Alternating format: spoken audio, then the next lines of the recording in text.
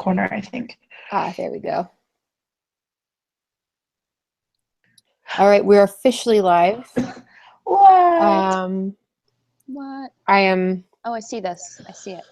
All right. If you wanna post the link, I'll just retweet it because I don't trust my computer. Is it on? It's here. Is it on your? No, it is on. I'm sending you the YouTube account right now. Okay. Well, actually, that's probably not a good idea. We'll figure this out. Yeah. We got it. Technology, man. We got Woo! it. Beyond me. All right. I got the video right here. There we are. All right. Beyond me.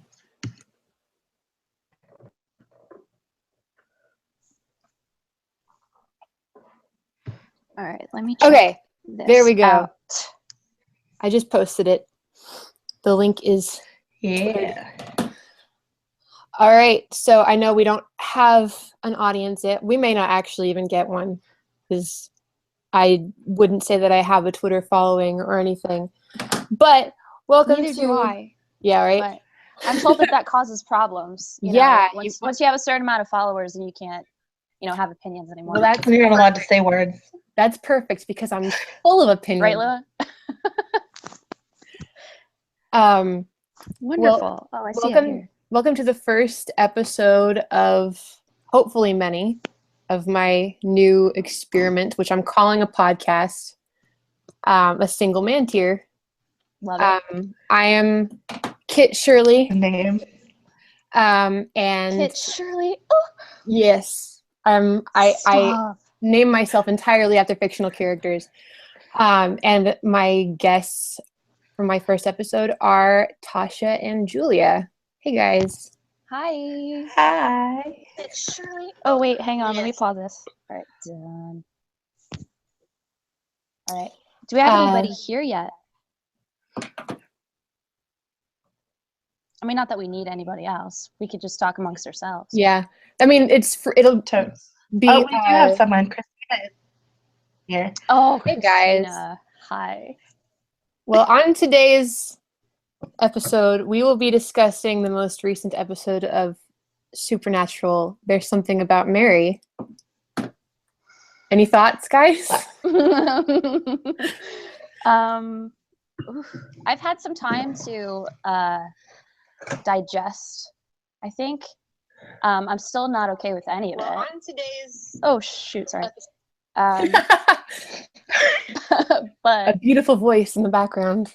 Yes, lovely echo. I don't even know where to begin, and I know you know what I mean. Mm-hmm. And that sounds like a cop-out, like I'm just trying to stall, but I really have no idea where I could even start biting into this whole thing, this shit sandwich. I mean, we could start with where they started, was by killing Eileen in the first 2 minutes. Just if they get to just shove that out there first thing, I guess so do we. Yes. Yeah. I have been ramping myself into just increasing levels of anger for Same. the past couple of days. I don't know how healthy that is, but no, I was just about to say it's very gratifying. If only because, okay, so season 12 has been interesting. And I was definitely one of those people who the entire first half of the season, I was like over and over and over again. No, you know what? I like this. There's a lot of really good individual episodes. I really think Dab can pull through. There's been some weird, crappy, out of character stuff, but I really think Dab can pull himself out of this. I got faith in it. I have officially reached the point where I don't think he can anymore. I'm out. I want to jump ship at this point, honestly. Yeah. Which is sad.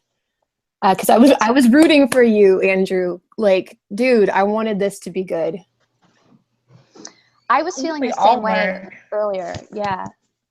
I was thinking about this on the car ride home, and I feel like I'm always prefacing my opinions by saying that I'm new to the fandom, and I have to kind of say well, I haven't been here with all you guys So I don't really, it's kind of diminishing like the stake that I have in my emotions when it comes to that kind of stuff. Yeah. But I decided that was all fucking bullshit. Excuse my language, but it's gonna happen. Yeah. To me, over the last year or so, I mean, of course, I've gone through the entire catalog, every single episode, multiple times, some of them. And I realized that, yes, there's an ebb and flow of the quality. I mean, when you have multiple writers for 23 episodes per season, that's going to happen. And 12 seasons. That's a lot of seasons and a lot of change. But there is a distinct difference, and I know several people have pointed this out. Lua, I think the most recently for A-Hole Radio, which I did catch. Lucky you. Did not.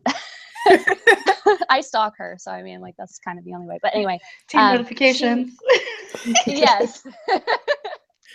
But she expecting too much of me, y'all. I don't pay attention to things that aren't. I usually don't. I missed like the last 3 of them, so I felt like especially accomplished about seeing yesterday's. But she kind of touched on the fact that it's just blatantly, almost insultingly lazy writing anymore from these people. The storyline for season 12, I would say is my least favorite, but it's not, and I can't say it has anything to do with borrowing opinions from other people, which I know happens a lot because we're all connected to Twitter and people kind of, jump ship on their own opinions sometimes for others. Mm-hmm. That's not happening with me. I'm saying this has not been engaging whatsoever to me. I'm willing to see it through because, I've seen season 9. I've seen other seasons that aren't the best, and they have points to them. But I think I'm rambling at this point. But where I'm getting to is I am a patient person, especially when it comes to this show, because I love it so much. And they have to appreciate that, the showrunners and the writers both. I am to the point where I'm embarrassed having watched this episode to say that this is part of the same show. And I don't like feeling that way. Mm-hmm. I'm not sure that I can continue feeling that way. So either something would need to be addressed. I don't think that, I'm not naive enough to think that me personally, I'm going to affect any kind of change. But me personally, I could choose not to continue watching after this episode. So for those of you who, I don't know, are maybe listening to this podcast later and aren't aware of what's going on, the most recent episode of Supernatural, There's Something About Mary, was written by, is it Brad Buckner and Eugenie Ross Lemming? Yes. Who have a well-earned reputation of a kind. And this most recent episode was probably their worst that I've ever seen. It started right off the bat with killing a well-loved, disabled female character in a way that specifically played on her disability. She had no lines in the episode, and she's been in 2 other episodes, one of which was also by them, and which she was barely in, even though she was heavily advertised leading up to the episode. So right off the bat, the episode starts off just unbelievably insulting and cruel. You're going to say something? No, I was going to just say that I think that to not give any speaking role to a deaf actor or a speaking part in the show that she's being killed in is completely fucked up. It's unbelievably, it's manipulative. It's all kinds of BuckLeming, as we call them, are known for being misogynistic and racist and all other kinds of bigoted in their writing, but this death scene in particular was just it made me feel sick. It did. I think I did say that, and that's exactly the way I was feeling throughout the episode. Basically, we were all kind of nervous leading up to it because there was a lot of speculation about what was going to happen, and I don't know if you guys are like me, but I get physically upset when I have an anxiety disorder, so I get physically upset and a lot of times I make myself sick over it. So I mean, right from the get-go, within the first 20 seconds after that, I just was done. Mm-hmm. You can't and pay it's attention not to the rest of the episode after that. No. Were you gonna say something, Tasha? Once, like, we talked earlier in the day, I think it was like 3 hours before the episode was even going to air, and everybody was worried about it, about killed. And I was like, well, I mean, there's like, I mean, I tried, there's always a glimmer of hope in me where maybe at least it'll be a respectful way. Like, they're not going to dump her in a bathtub like they did with Charlie. Like, maybe it'll be a way that, like, isn't so screwed up. But then I'm on the West Coast, and so I'm paying attention to Twitter on the East Coast just to see what's happening. And, like, within a minute and a half, I just see the hashtag already. And I was like, I didn't even give her a chance. Yeah. And it was just, and then her letter that she sent. You cut out there for a second, Tasha. Could you repeat the sentence? It was just so sad. And then the letter that she sent to Sam and Dean. It was just so out of character for who she is and, like, how she would speak. Like, not even touching on the fact that is girly, but just the way that the whole thing was worded. It wasn't even given enough time. Like, oh, by the way, I think somebody's following me, and it's kind of girly, but I'd like it if I could, like, stay with you. Like, that's literally not, that's not a gender, fear is not a gendered feeling. Wanting safety is not a gendered issue. Exactly. Right. And your friends isn't, and the whole it's not issue, a gender thing. The entire thing is focused within the episode. It's focused on Sam's pain and Sam's reaction to losing her, which y'all know. Anyone who knows me knows that I love Sam Winchester more than anything. Like, he is why I watch the show. Oh, really? I didn't know that. Yeah, I know. It's a total surprise, right? Wasn't about that. But this pattern within the show, I mean, within the context of the show, is so played out. I mean, from the first episode, you have two different women fridged, one within the first 5 minutes of the episode, and the other one fridged at the end, specifically to act as a catalyst for Sam's character arc. And from a writing standpoint, Sam as a character deserves better writing than this. You can write a character arc without having to kill people off in order to develop somebody else. And having to not only make us, the audience, watch someone that we identify with and who we've already become attached to and begin to see ourselves in. We don't only have to watch her die violently, but then we have to watch a character we care about deal with the pain of that. And there's no reason for it.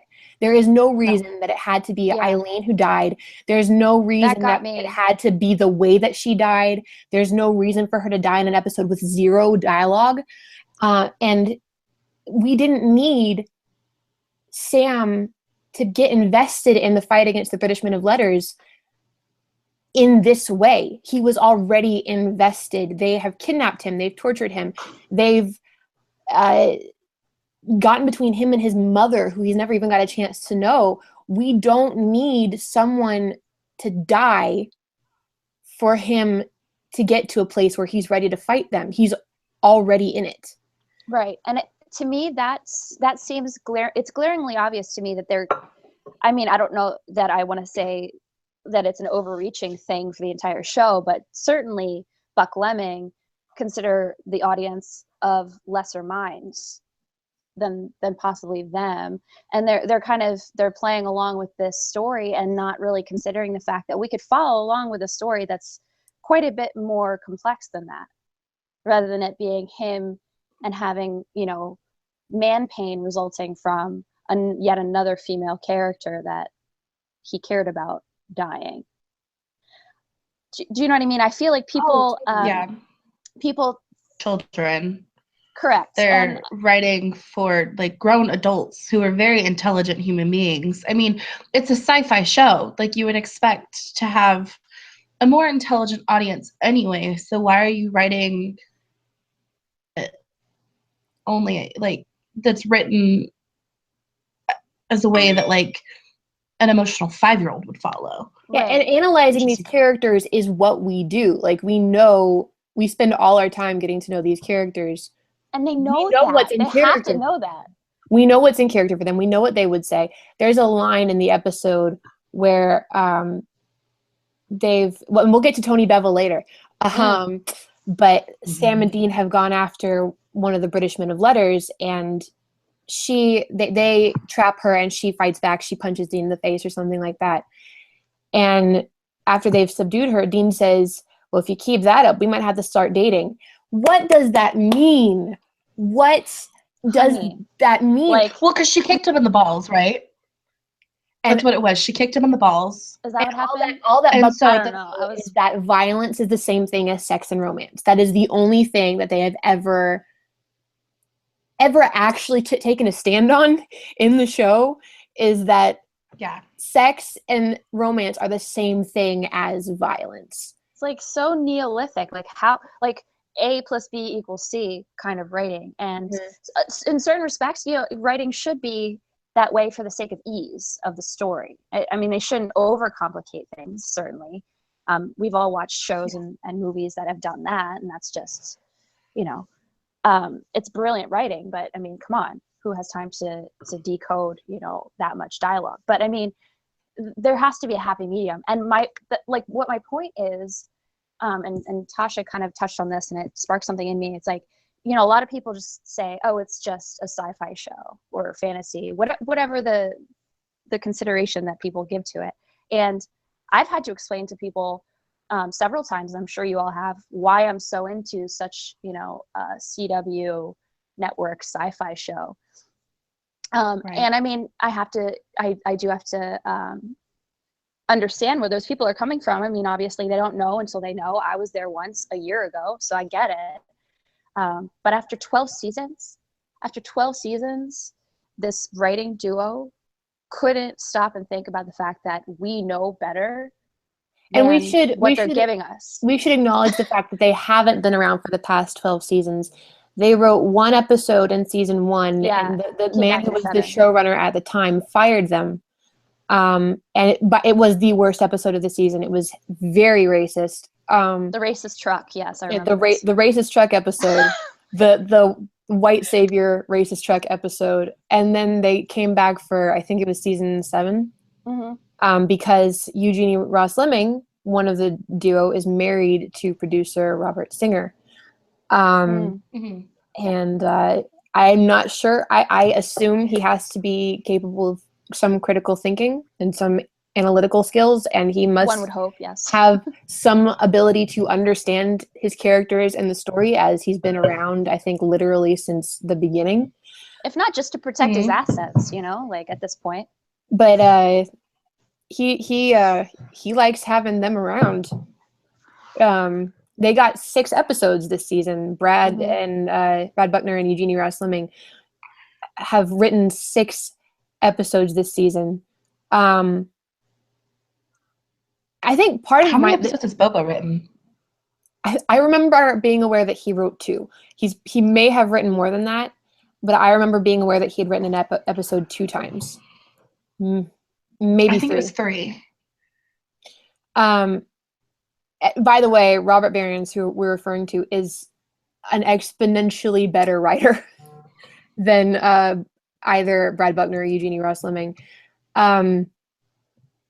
who also has a healthy respect for the fans and an understanding of the characters, which I feel like should be basic requirements for writing a show. This season. Right. That's actually promoted. Yeah, when talking about the writing for this season, we actually brought in a lot of new writers. A lot of new writers came in this season to write 1 or 2 episodes.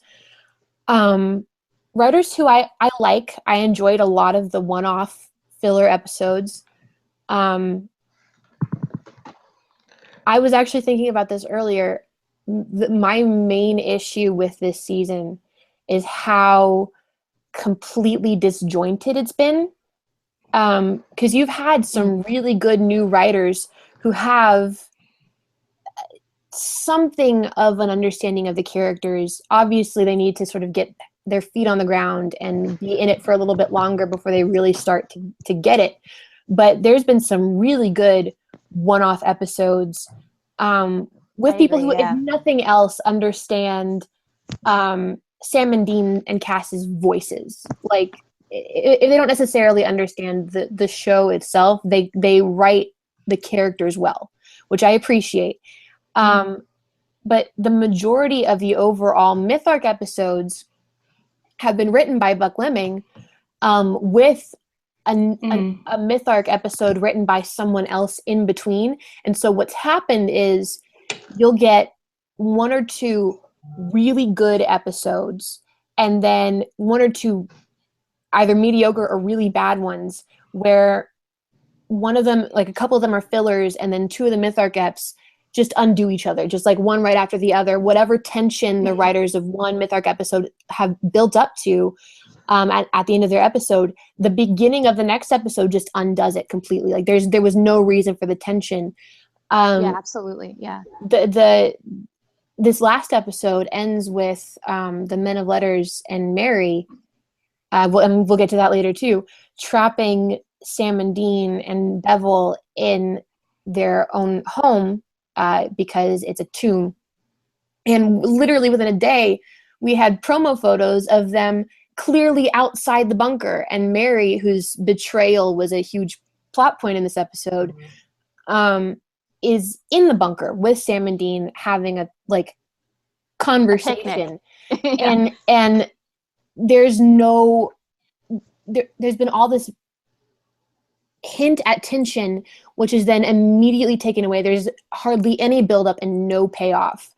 That's my main issue with Eileen's death, aside from the method that she was killed, which was, for those who don't know, was by Hellhound, which within the show, Hellhounds are invisible. So she's deaf. She can't see what's chasing her. She has no way to defend herself. She does not have a chance. It's completely disgusting. I was screaming at my TV. I was screaming. My main issue with her death, besides the way that she was killed, was that there's no reason for it and there's no buildup or payoff to it. I guarantee you, they'll talk about her maybe for a few minutes in next week's back-to-back episodes. They will never mention her again. We know from precedent, people die at the end of a season. They are never mentioned again. We don't talk about Pamela anymore or the Harvells. We rarely talk about Kevin. We don't. Charlie has not been mentioned, I don't think, even once since the end of season 10. This death is supposed to be the catalyst for everything that happens from There's Something About Mary to the finale next week. And there's no build up to it. We get her for one episode this season where she's in maybe, I'd say, less than 10 minutes of the episode altogether. Yeah. And we get a hint that the British Men of Letters may come after her, but that one episode where she's in less than 10 minutes is all we get. And then the beginning of this episode, she's dead within 2 minutes. And she's never going to be mentioned again. It has no actual gravity or weight inside the story because the story didn't understand what they had with her. The writers didn't understand the potential for this character. So they wrote her off in 3 episodes. And she could have been a character who had weight and meaning in the story. She could have been a character that the Winchesters had time to develop relationships with and get attached to. And then if she died at some point, it would still have been, I won't say that I would have been okay with it, but it would still have had a chance to mean something. This is Right. utterly meaningless. What basically what you've been trying to say, and I'm just going to underline it, is it made no fucking sense whatsoever. And not only that, it was cruel and infuriating. So if that was what they were going for, in lieu of actually constructing this dramatic plot point in such a way that it was not completely insubstantial, it would have had a bit more of an effect and probably set off the next 2 episodes. Mm-hmm. I mean, there was nothing there. The only thing that it could have possibly been was if it was to show how utterly cruel the British men of letters are, because Ketch was right there. He called off the dog as soon as she was dead. So they've got all these fancy tools and gadgets. What do you need a hellhound for when you could have just shot her? Like, again, yeah, and given her a chance to fight for herself and defend herself and go down swinging, which is. But the only thing that it illustrates is that they're cruel, and they've spent so much time illustrating that they're cruel. I mean, they had it's so tired. Children I get it. Like, I get an episode. There could be so much more, but they're spending way too much time reiterating the same point that it's just been beaten to the ground at this point. Yes, we get it. They're the bad guys. We don't like them. You didn't have to murder somebody that we truly love in order to make everybody upset about it, because they already don't like them. Like, right. And then to brainwash their, like, Sam and Dean's mom as well, to further prove how cruel the British men of letters are. Like, you had children murdering each other. We were on your side back then. Also, Tony Bevel tortured and raped one of the main characters. So, like, we literally knew from not even just the beginning of the season, but from the very end of season 11, that we don't like them. They're the bad guys. There is no gray area here. The closest we got to a gray area was Mick, who is dead now. Like, there's no one else on the team that we sympathize with. We don't care. I would love to watch for them to die already. You don't need to kill Eileen to get me to want that. Right. And talking about, speaking of Mary, BuckLeming have a history of tampering with people's agencies. They really love taking away characters' ability to consent to things, sexually or otherwise. And generally speaking, most of what they write has sexual undertones, whether it's explicitly sexual anyway. I have a list here. Yeah, in this particular in this particular episode, Mary has been kidnapped by and is being held prisoner by the men of letters, and is being drugged and apparently possibly forced to kill other hunters who are her friends. And Ketch, who is a member of the British Men of Letters, is someone that Mary has had a sexual relationship with. And there is a scene where she begs him to kill her in order to prevent herself from becoming something she's not, which is a murderer. I was also screaming at my television during that scene. Mm-hmm. I was watching because Sam Smith's acting was on point, but she is excellent. And I don't want to. We're specifically talking about the writing here, right? It's not at all the actors. Yeah, I mean, we could get into actors another time, but that's not what this episode is about. For those of you who don't know, we actually the hashtag #FireBuckLeming trended at number 2 for a little bit worldwide on Twitter. Think they noticed? I hope so. And I want to be clear here. I'm not going to say that it was my idea specifically to use that hashtag, because I'm sure there were other people who had the same thought around the same time I did.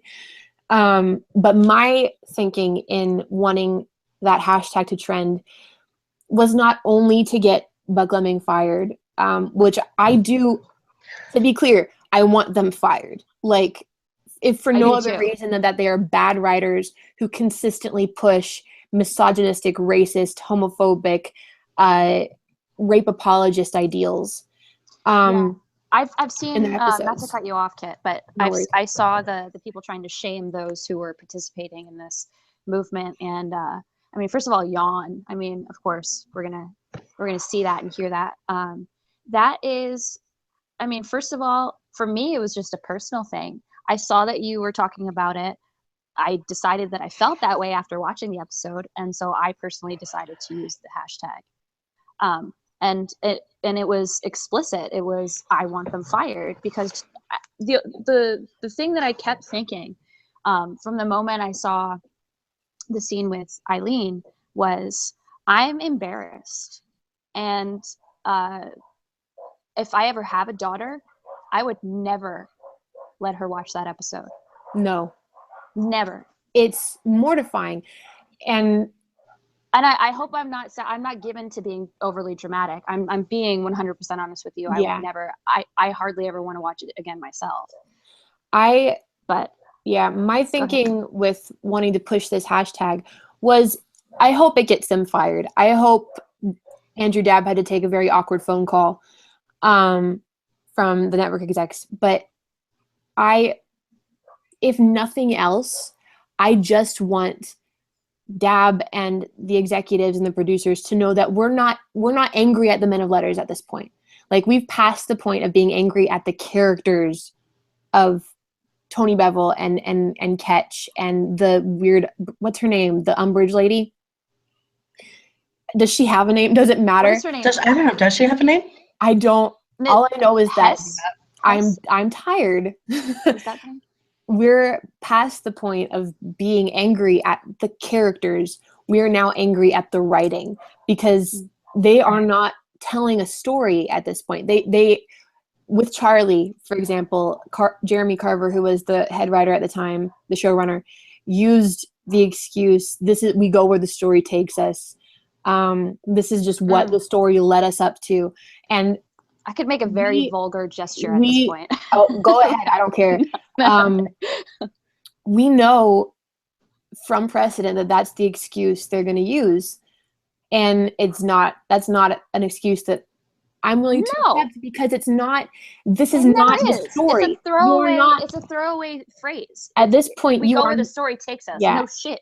At this point, you are not telling us a story. You are throwing images at us, hoping to get a reaction. I'm a big horror fan. And there is a big difference between a movie that scares you and a movie that startles you. And if you go to a movie and every 5 minutes there's like a stinger sound effect and a jump scare, that's not a horror movie. That's a startle movie. Mm-hmm. This show is no longer, it's not a tragedy. We're not telling a story about characters where bad things happen to them sometimes. We're telling a story about, here's a body, here's all the horrible things we can do to it. Oh, the audience is reacting, we must have done our job.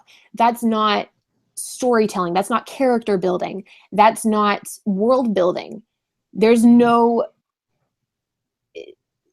The characters who these people kill, they leave no impact after they're gone. And it's all spectacle and no substance. They're trying to wrap it in a Shakespearean wrapper, but it's absolutely...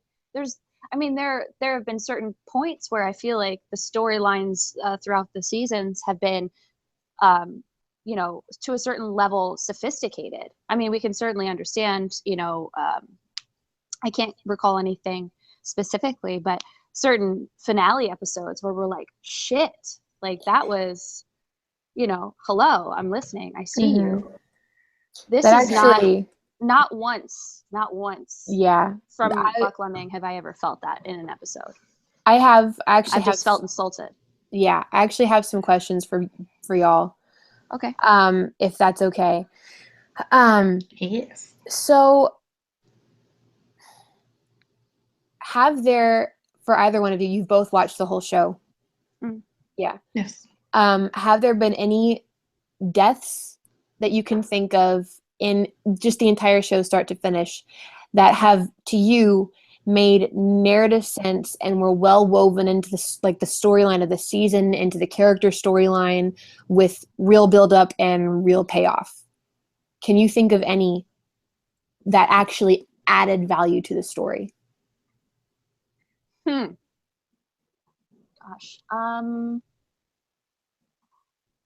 Do you mean? I feel like Joe and Ellen's. I think that was done very artfully. Yeah. Like, yeah. I I think it was done well and had like emotional payoff, but like the reasoning behind it, I'm not sure as much. Yeah, I wouldn't say that it was well woven into the storyline, mainly because, for context, the Harvells were a major part of season 2, who were then written off the show because Eric Kripke didn't like the Roadhouse, and there was some outrage over that. They were popular in the fan base. And so for season 5, they were brought back for 2 episodes so that Kripke could kill them, so he wouldn't have to worry about them anymore. So it is their death is a good episode, and it's in character, it's well written. So among the needless, misogynistic supernatural deaths, I would say that's definitely one of the better ones. Yeah. But I am talking specifically about deaths that meant something in the overarching story and had like build up and payoff, not just within the episode, but in the overall season and the overall character arc of the people involved. Do you mean with the exception of either Sam or Dean? I would their say deaths, I feel like inherently are just going to kind of have the build-up that we need, and I would say once we get to a point in the show where Sam and Dean dying no longer has, when we get to a point in the show where they've died so many times that the audience is like, well, this means nothing, then no, those deaths don't count anymore. But like, for instance, I would say that Sam and Dean's deaths at the end of season 2 and 3 were very well woven into the storyline and had actual like time put into the buildup and time put into the payoff, because both of those deaths acted as the catalyst for the plot of the next season, and had impact several seasons later. Sam's death at the end of season 2 changed the way Dean thought for like the next 3 seasons, and it changed his behavior, his actions, his choices for the next 3 seasons. Dean's death at the end of season 3, not only the entire season was dedicated to building up to that moment, but it changed the overarching plot for the next 2 seasons. It affected all of Sam's choices. It affected all of Dean's choices in different ways. And I guess what I'm asking is there a way that Eileen's death could have been handled that where in such a way where the writers could say, we go where the story takes us, and that would be a valid reason? Because I'm looking at, we have these 2 examples of death scenes from early on in the show where they dedicated an entire season building up to the moment this character was going to die. And I mean, season 2, you get multiple episodes of Sam's different characters saying, you're going to have to kill Sam. Sam is going to have to die. You get to the end of season 3, you spent the entire season, every single episode, talking about the fact that Dean is going to die. You know it's going to happen. So when they die, it's tragic, it's emotionally impactful, and there is zero shock value involved. Because on some level, you knew this was going to happen, and it still hurts. So what is the difference between that and the sadness and the anger that we react with in the case of somebody like Charlie or Eileen or Kevin? Well, I think very specifically, they're more considered although some of them, they were more fleshed out than, a throwaway character. They were plot devices, though, when the day is done. They were there. Maybe they weren't created initially to be that, but they ended up serving their purpose in some way. And that's all well and good. I understand that that's a part of writing. And it's not that the writers are being heartless. It's just that they have to work with the tools that they're given.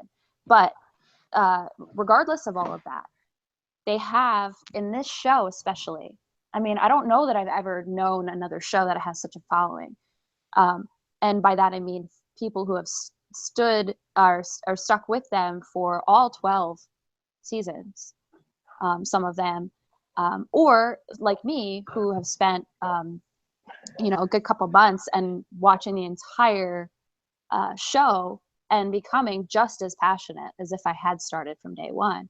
And you take characters and you imbue them with significance. You almost shove it, not that we didn't take it gratefully, but you almost shove it down their throats. Like, Eileen is special. Sam likes Eileen. You make her into this wonderful, relatable, identifiable character, and then you treat her like a plot device. That to me is inexcusable. That's just absolutely, and that's why I said in the one post that I made on Twitter, which nobody sees, thank goodness, because I'm free to speak my mind because of my follower account. But that there was an air of animosity behind the entire the way the whole death was played out, the build up to the point where she was dead on that slab. The minute and a half. It was mocking the fact that they made us like her. And that's the reason why it had significance to them anyway. Yeah, that makes sense. What do you think, Tasha? I feel like the only deaths, like, if you're going to come at it from that way, the only deaths that really had like actual significance were characters that were there for more than 3 or 4 episodes. And so that would be like her dad, like, would really be, I mean, Bobby's death had a point, and his character was woven into the story and into the plot line, and still came back as a ghost, but like the ghost still changed how they reacted to things, and it had an emotional payoff and it had a plot payoff. But when you have a show that's filled with of Sam and Dean, and then like a little bit, like 1 or 2 episodes of everybody else, time to develop a good enough plot to write death that would have as much of a payoff as like one of theirs would. Yeah, absolutely. I'm still not over Bobby. Yeah, no, I don't think anything. Yeah, and Bobby is definitely one of those deaths that was treated really respectfully. It was.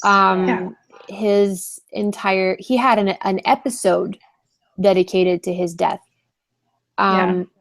where he died at the end of the episode, and we spent the entire episode preparing for it and watching his state of mind, his feelings about it,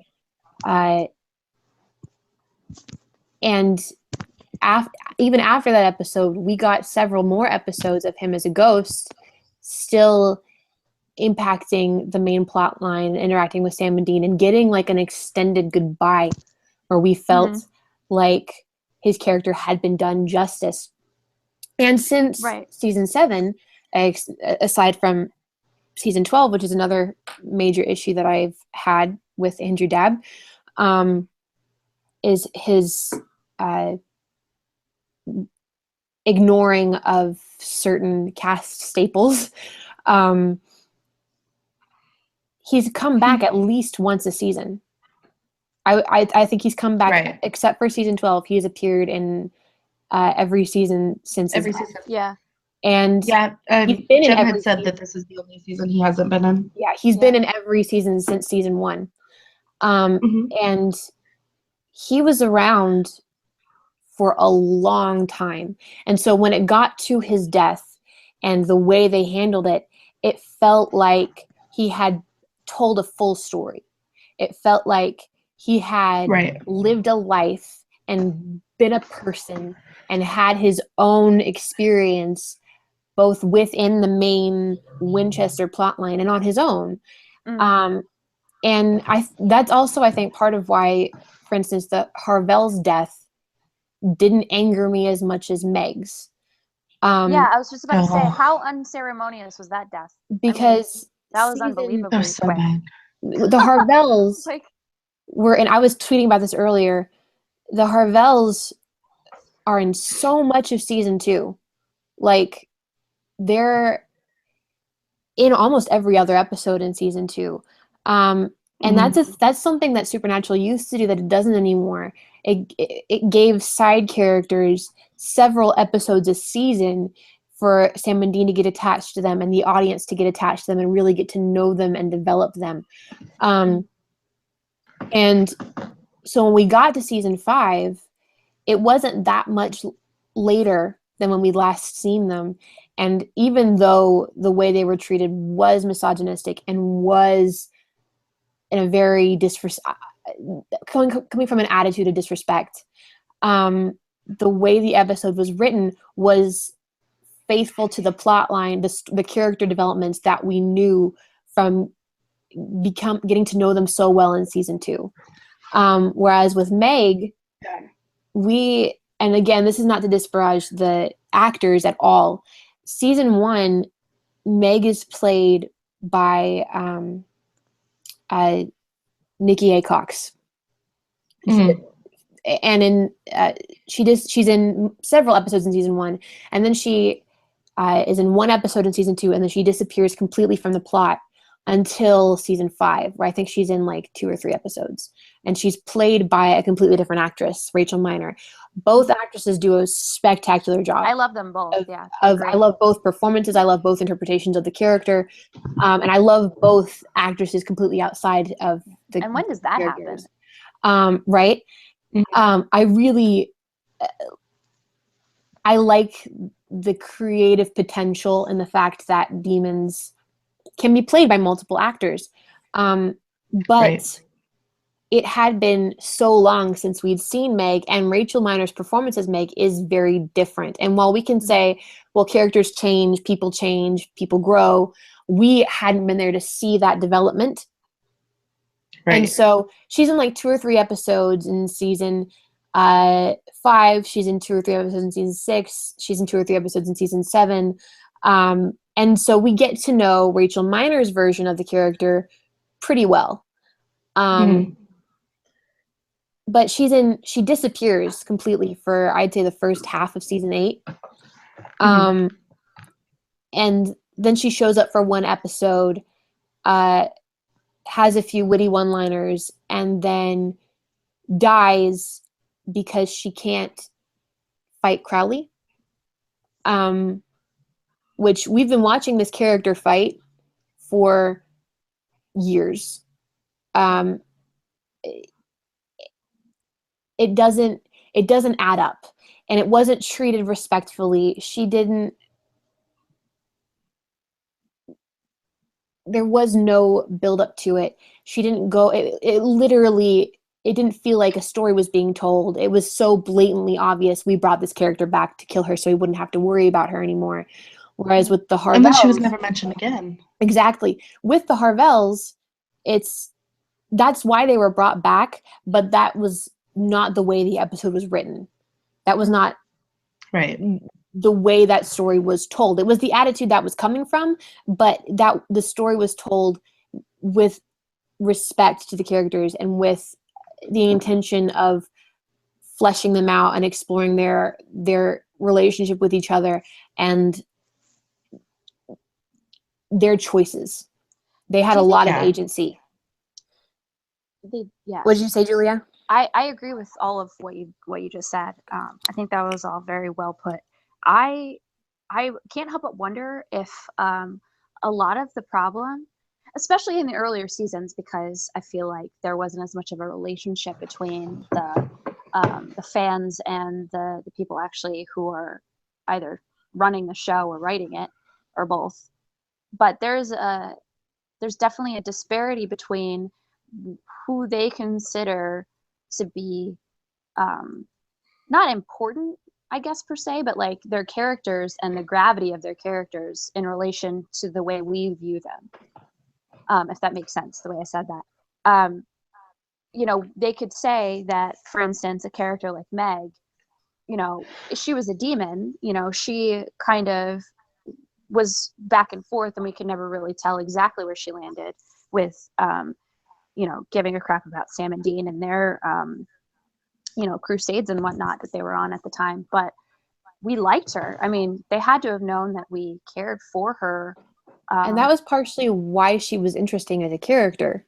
Right. Because it was difficult to tell where she stood morally. A lot of people do, and in order to be an effective, let's say, friendly neighborhood demon, you know, you're going to have to be really good with gray area. And I feel like,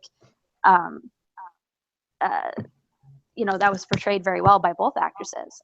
But that's the whole thing, though, is that, I mean, I feel like there was some backstory there with Meg dying the way that she did because the actress was ill and she couldn't physically keep up anymore with the production of it, so they kind of had to but say, that's the thing about demons, though. You don't have to kill them. Right. As a writer, you don't have to kill them. You can just recast them. They can be played by any gender, any race, any age. Obviously, yeah, they saw that the character itself had run its course. But that's what I mean, though. It's like, did they not stop and think about how it was going to be received? The way that she just kind of was like, oh, well, you know, here's this completely explainable problem that she has, and that's the reason why she died. It's like, I mean, it's a little bit, I think, both of what I touched on with, there's a disparity between how they consider the characters and their importance and ours that we have built up for them, and also just that they're to them it's just a means to an end. I mean, they're just trying to get from A to Z with the storyline, so they're going to figure out a way to do that kind of fits within their priorities and budget. Mm-hmm.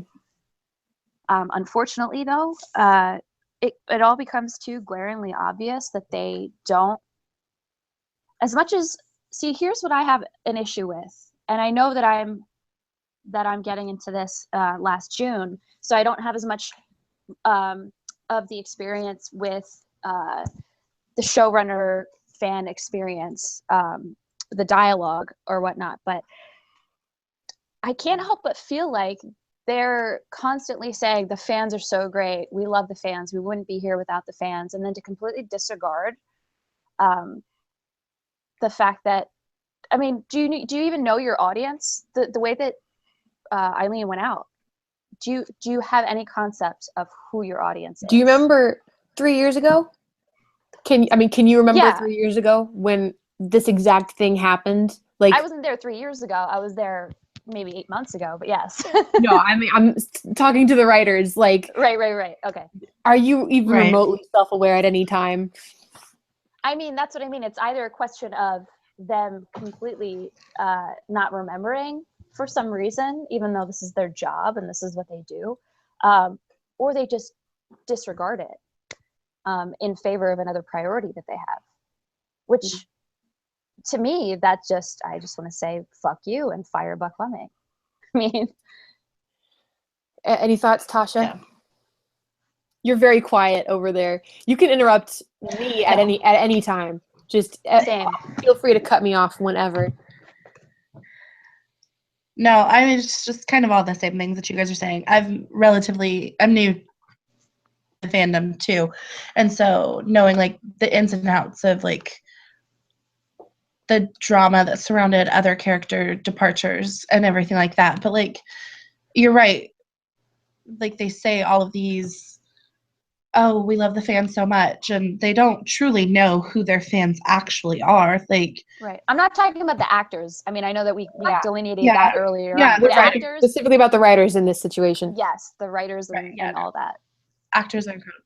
But Yeah, it's just I'm going back to the original question that you asked us, trying to think through all of the character deaths, and the only deaths that I can think of that actually meant anything were men.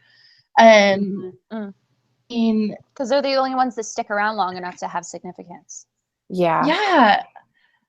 To have real build up and to have real payoff and to actually have impact on the story before they go and after. Right. It's other than Mama. Yeah. So, okay. I have a couple more questions for you guys, and then we'll start wrapping up here in about half an hour. Is that good with y'all? Yeah. Mm-hmm. Okay. I guess we'll just start heavy. How has being a woman and a viewer of this show affected the way you see yourself as a woman? Tasha? Okay, so I'll let you go. Because we want to establish why we're angry about this. Right. We need to put words to why this matters, I think. Started watching the show. I've only been watching for about a year and a half now. I started watching because a friend said that she wanted to go to a convention. She wanted somebody to go with her. And so the first 3 seasons were really hard for me to watch because of the way that more like Dean than anyone interacted with women and like girls bitches and like just the way that women were just kind of written off and seen as like subpar characters. It was really hard for me to get through. And then farther along, and it seemed like there were better storylines. And I devoted those first 3 seasons that I was kind of like emotionally attached to the characters and the story. And so I just kind of pushed it off to the side. But it like the way that the story as a whole treats women just really makes me angry. But and sorry, there was a really weird noise outside. But the way that the fandom uses femininity words. Okay, but the show itself doesn't build me up as a woman at all, but the fandom does. Like the show itself, if anything, makes me feel inferior because within the characters on the show, the women just don't matter. They don't mean anything unless they're a plot device for the men. And so it does nothing for me as a woman. Like it's the fandom that actually builds me up and like encourages that, you know? Mm-hmm. There's absolutely nothing that the show can add to making me feel better about being a woman, because if anything, it makes me feel less than. Yeah. Yeah, and the contrast is absolutely breathtaking when it comes to that. I think for as misogynistic as the show is, that's as empowered as we try to be. And I hate to say that that's a positive result of this unrelenting river of shit that's happening. But I mean, that's just, I guess, the human spirit for you, that we're just going to go higher at any given time and kind of rise above it. Yeah, Julia, would you say that the show has had any effect on the way you see yourself as a woman, or the fandom, either one? I don't know that the way that you word that question, I had other thoughts, but the way you word that specifically, there's nothing that this show, as much as I love the show, and I definitely give it its space and respect it and all of that, that's going to do to shake who I feel as a woman. Mm-hmm. That's, I mean, the day that starts happening to me is the day that I have to start questioning a few things about my involvement in the show. Mm-hmm. But that being said, the things that are resulting from it, as far as the way I feel emotionally and physically after watching certain episodes, especially the last episode, are not okay with me. And that's the reason why I feel so strongly about it. And I feel as though having a trending hashtag about it is not a fucking problem to me, in contrast to what it's actually making people feel in their own bodies and in their lives. So where I was going with that is I feel like I've been through quite a lot personally. I mean, not to get into my entire life, but I grew up 2 brothers. Dad was kind of a rough guy, still loving, giving, and all of that, but it was very male centric. My mother was a strong woman, but I mean, it was just we were outnumbered, and that's kind of the way the world works. She was always in male dominated professions, and I always kind of chose that too. So when I look at some of the things that are occurring on the show, for instance, female characters being swept aside or being used, I mean, in every sense of the word, being used by male characters, and just kind of the overall attitude toward women when it comes down to it, I'm used to, unfortunately, that just kind of being the norm and being able to ignore it. And that's kind of what Tasha was saying, that she kind of had to do that to get through the show. There were definitely some redeeming qualities that otherwise got me through the show.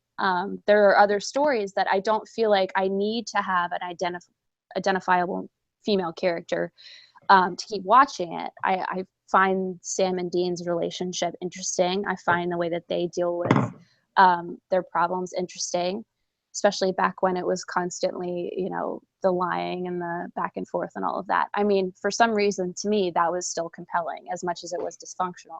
But to me, I feel as though to go forward, I mean, there would have to be, like I was saying, redeeming qualities to the storyline and the quality of the character development and genesis itself in order for me to keep giving it a chance over and over again. Yeah. That makes total sense. And the feeling that you have to shoulder through something you love to get to the good parts is still indicative of just, this week's episode was painful. It was horrible to watch. It wasn't painful in the storytelling sense. It was painful for me as a woman. And we're talking about, this is a show that we love with characters that we love, and we're talking about feeling like we have to keep our heads down and just push through. Why do we have to do that? Yeah, why do we have to be the ones doing that? The show has a very clear opinion on women, and we love it because we love the characters and we love the cast. But the feeling that we have to deal with something that we love is not, that in and of itself is painful. That in and of itself is tiring. I've been watching this show since I was 16. I'm 21 now, so that's 5 years. And a lot of growth, development in that space of time. And it had a huge effect on the way I saw myself as a woman and the way that I saw other women. I remember when I first started watching it, the scenes where Ruby and Meg are tortured, where, for those of you who don't know, they're naked and strapped to tables and being tortured by men. And I remember watching those scenes and sympathizing with the men doing the torturing. I remember watching those scenes and being uncomfortable, thinking this hurts to watch. This is uncomfortable to watch, but I guess this is what's supposed to be happening. This is necessary for some reason. And I do remember it having an effect on the way I talked about women. I remember saying things like, oh, well, that bitch got what was coming to her.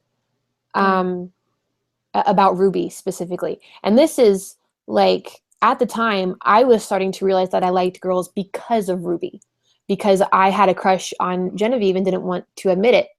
And I reacted to that, rather than starting to accept myself, I reacted to it in a very, well, that bitch deserved to die, and I'm glad she got what's coming to her, and I don't, just no, a refusal to empathize with her pain, because I believe that objectification and that subjugation was what those characters deserved. Mm. But when it was happening to Sam Radine, it was a totally different story. Like, the show has deep empathy for Sam and Dean when they get tortured. Mm-hmm. And I had deep empathy for Sam and Dean when they got tortured. And I know that there was a part of me that wanted to have empathy for Ruby and Meg in the same way. And I do now, but I did not allow myself to have that at the time, because so much of my worldview was being informed by the show. Mm-hmm. I remember it took me a while to get past that. I eventually did. I was lucky enough to join the fandom right around the time when Jodie, when Kim Rhodes and Brianna Buckmaster were starting to play. Donna's character was introduced, and Jodie was beginning to become more of a character. So I was lucky enough to join the fandom when it was starting to become more feminist and more oriented towards women. And that definitely helped me get past a lot of the effects that the show had on the way I thought of women. But even after that, like watching Charlie's death, as a lesbian, watching a character that I'd spent seasons learning to identify with, and not just because she was a lesbian, but because she was a nerd and she liked Lord of the Rings and Harry Potter, and she was funny. Yeah, she was funny, and she fought for herself, and she survived. And then to not even be able to watch her go down swinging.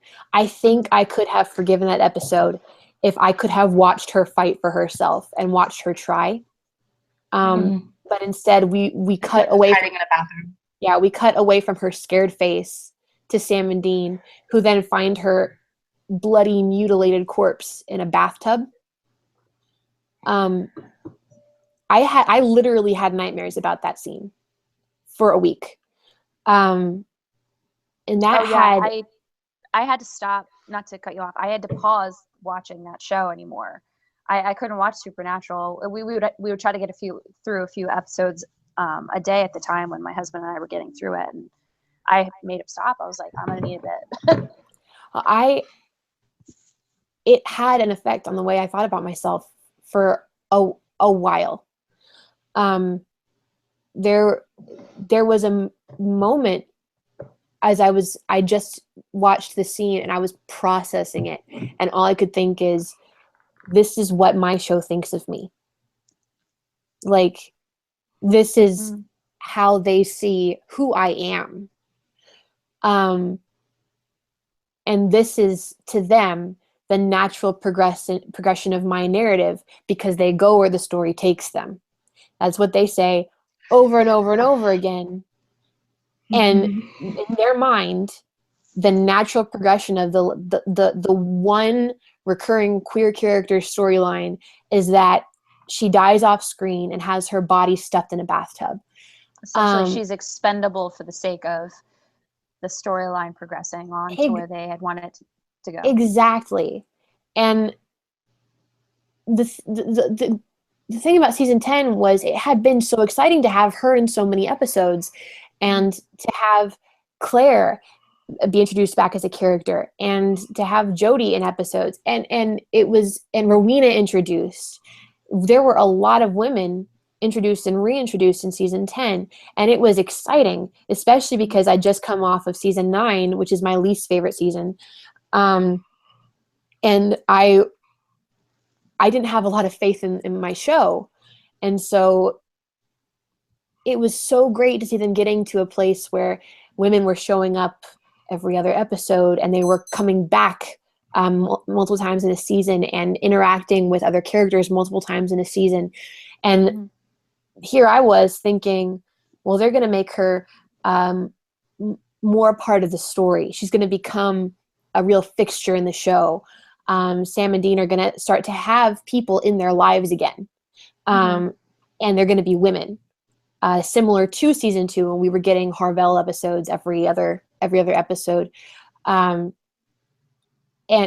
that was so exciting. And then to have that end with the character who I loved and identified with the most out of all those women, just be slaughtered. Yeah, and I don't know if you were like me, but I was mistakenly thinking that, well, even if even the slightest influence is coming from a certain side of the fandom where they don't appreciate female characters kind of infringing on another relationship between the brothers, we didn't have to worry about that with Charlie. And that was the thing that I was thinking. I was like, well, there's no, that volleying back and forth with sexual tension. I mean, yeah, there were jokes made, but I mean, I think it's like, what are you gonna do? It's like, punching somebody on the shoulder. I actually think I think it was Jensen, or maybe it was either Jensen or Misha who actually brought that up at a panel.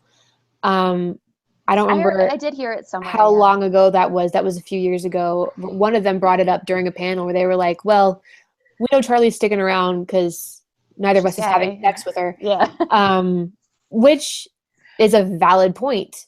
Right. We could talk about there's an overlap and also distinctly different kinds of malice in killing the only lesbian you've ever had on the the only recurring queer character you ever had on the show, and killing the one-off woman who one of the main male characters slept with after they slept with her. Right. It's the same source that the malice stems from, but it goes two different directions, and they're equally horrifying in different ways.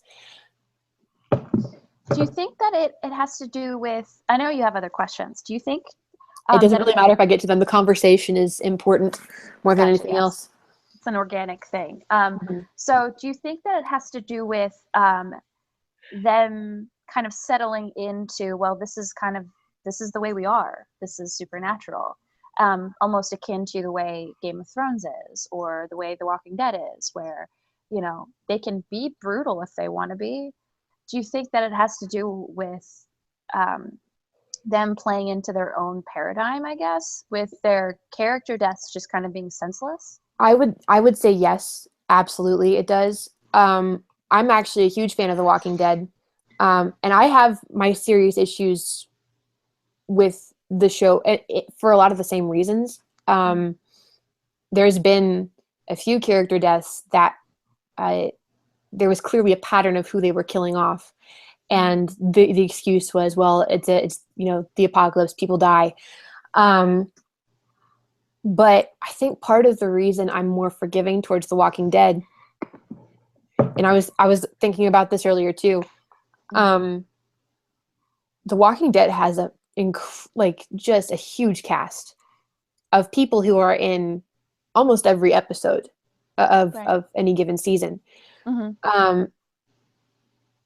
They do not have a small little core group of characters. You certainly have a main character and a little group surrounding them that are main characters themselves, but they have a huge ensemble cast and have since the beginning.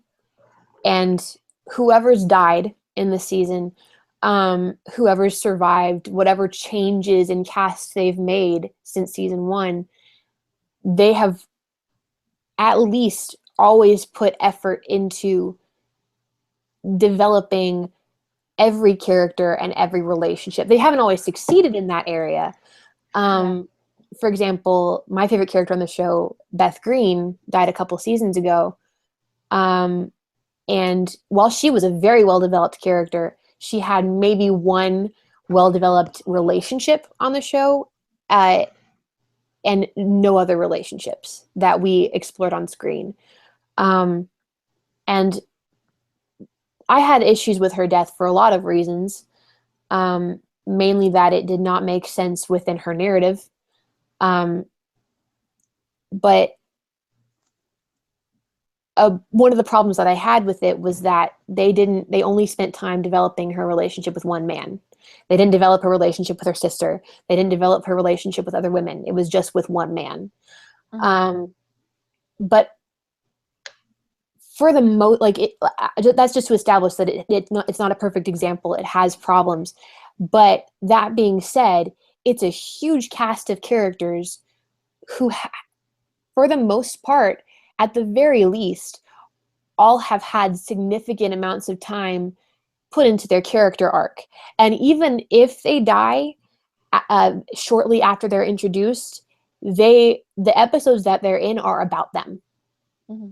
There was a character who was in, I believe, season 5, and she comes in about halfway through season 5, as I remember it, and she's only in a few episodes after that, and she dies at the end. But she is a powerful presence on the show until she dies. And you understand where she fits in the role of the story, what her relationships are, where that's going. And then when she dies, you then understand how this is going to affect the rest of the story. This is not going to be a throwaway death that they never talk about again. This means something within the narrative. And where you go, that sucks, but okay. Yeah. And does that mean that The Walking Dead never has gratuitous deaths? No. Does it mean that it doesn't have a history of misogyny and racism? No. It has serious problems in those areas.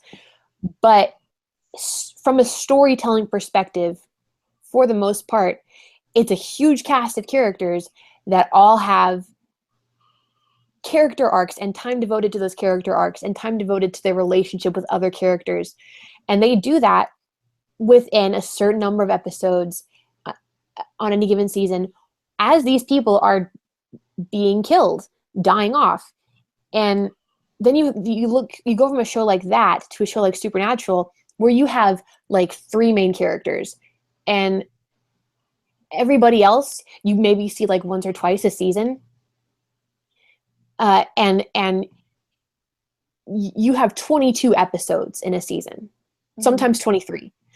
And how, talking about season 12 specifically, how is it that in I think we have 23 episodes this season, 23 episodes, I can think of maybe 2 scenes where the main characters, I don't want to say the main characters, the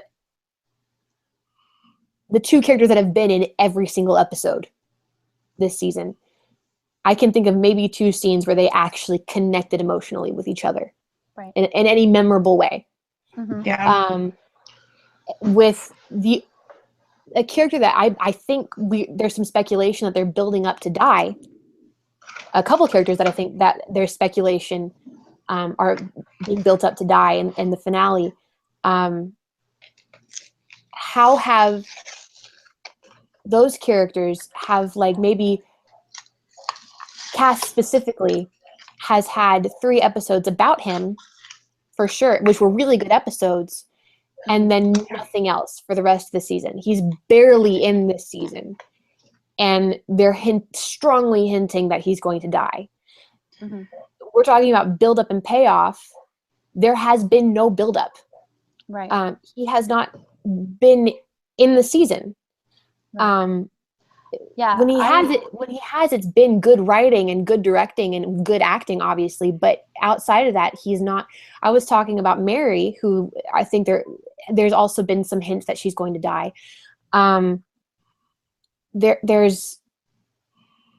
She was brought back to explore the boys' relationship with their mother. We have not explored their relationship with their mother. There's been drama.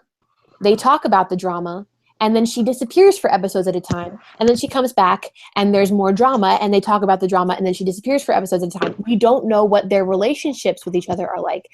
And so you would think that since the show's been so focused on these 2 characters who have been in every single episode and everybody else keeps falling off the map, you would think that we would have gotten more development and emotional time with these 2 characters at least.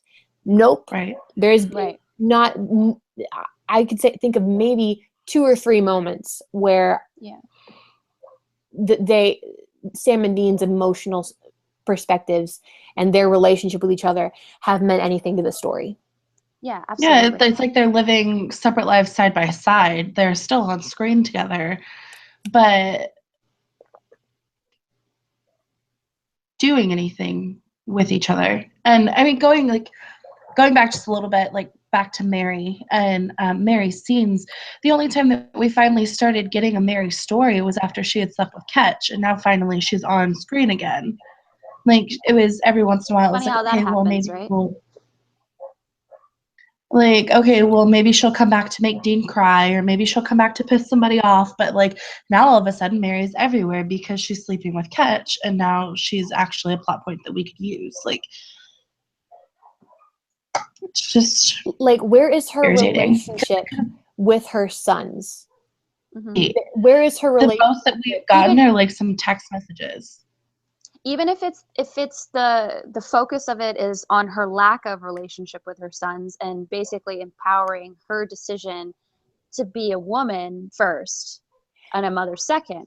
They Right. didn't they touched on that ever, just whispers of it here and there in her own dialogue, but they never actually put a fine point on it. But They even never then, tried to do that. even then, right. But even then, with her taking her time to like be herself and whatever, it was, I miss John, and I'm gonna take your dad's journal and I'm gonna go learn what he did while I was gone. Like, there was never any her exploring herself. It's, Yeah, well, I'm gonna go exactly. figure out what happened while I was gone. And I want to establish real quick, I freaking love Mary Winchester. I've Yeah. loved every iteration of her. I love the ghost version of her. I love the young version of her played by, I think you pronounce her name, Amy Gumenick, something like that. I hope I'm getting that right. I've never heard it said out loud before. I love this version of her too. And part of the reason I'm so upset is because there's been no exploration of it. I mean, before the season even started, I remember videos of Andrew Dabb promising, well, this season's really going to be more about the intimate relationships between the characters, not about the myth arc. And where? Show me where the exploration of the relationships is, because he actually like, said that came out of his mouth. Yes, Wow. he did. And here's what the season could have been. You know, we could have had Mary leave for a couple episodes and then come back because she took her time and now she wants to get to know her boys. And there can be tension there. There can be arguments there and fights. There are fights to be had, and there are conversations that are difficult that they need to have with each other. And we could have had those and had them in ways that were well paced, and maybe every other episode there's a fight and they struggle and they collide with each other, and she's not what they expected her to be, and they're older than she is and she doesn't know how to be their mother, and that's complicated and difficult, and there's something good and there. Meaty. Yes. And there's also there we could have had scenes of them just learning how to fight and work as a team together. We could have had scenes where they just go on a regular monster of the week hunt. And did they do that? And have they gone together to do that? I don't think so. And we could have had several examples of that where, like, we have episodes of them hunting together and working together and joking together and quipping each other and cementing Mary's role in the family and their dynamic together. And then when we get to the part where she feels that the right thing to do is join the British Men of Letters in spite of everything, the betrayal has more weight outside of, ooh, she had sex with a shady guy. Like, no, this story could mean something. This story could matter if we had seen her get to know her children and seen them get to know her.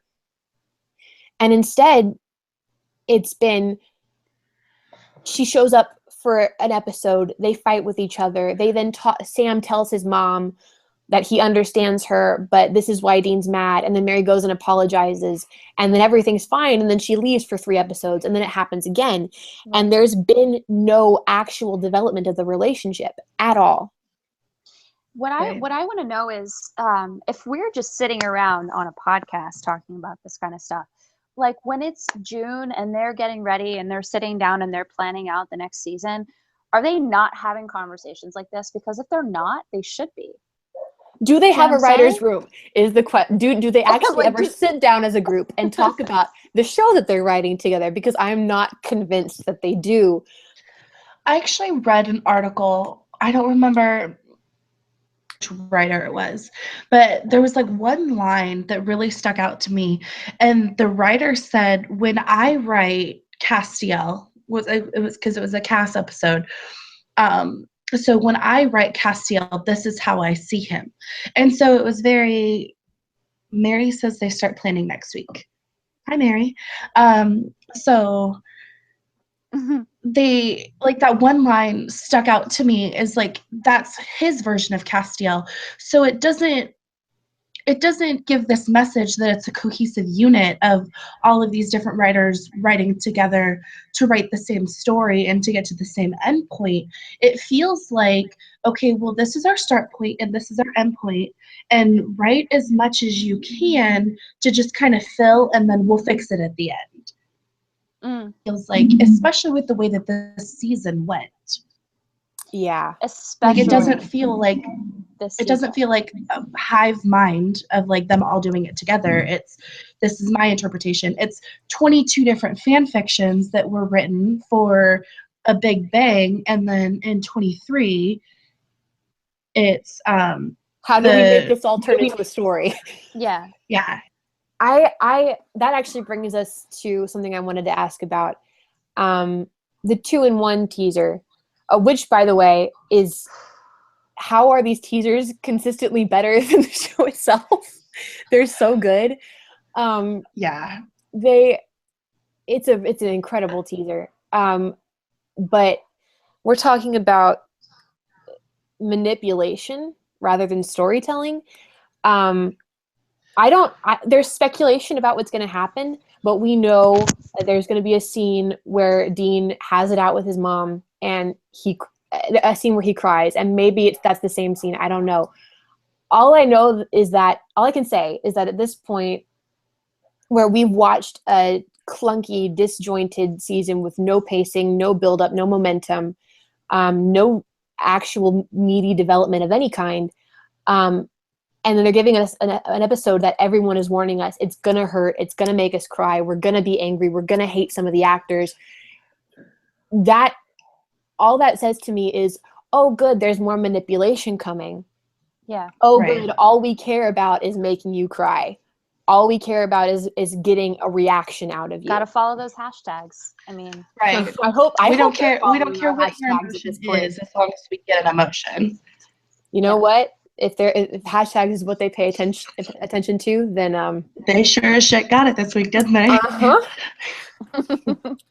Good. yeah, I hope also they're wanted stressed. to. I hope they're stressed too. At the very least, I hope stress is a part of it. I just wanted to say, yeah, I think that there was more story in that teaser that we just saw than we'll probably see in the episodes. I hope that I'm wrong. Yeah, I want it to be good. I want Dab to pull through. I want him to give us a finale that means something, that gets me excited for next season.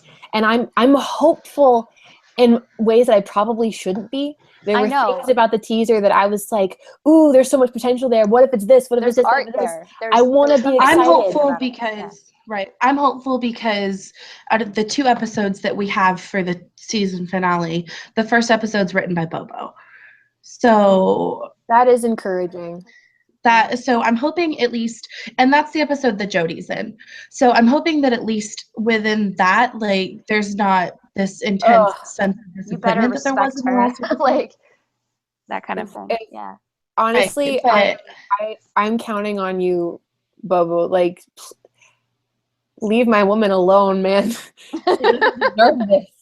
Even if they were to die, like, I would think that Bobo would do it in a way that would make sense.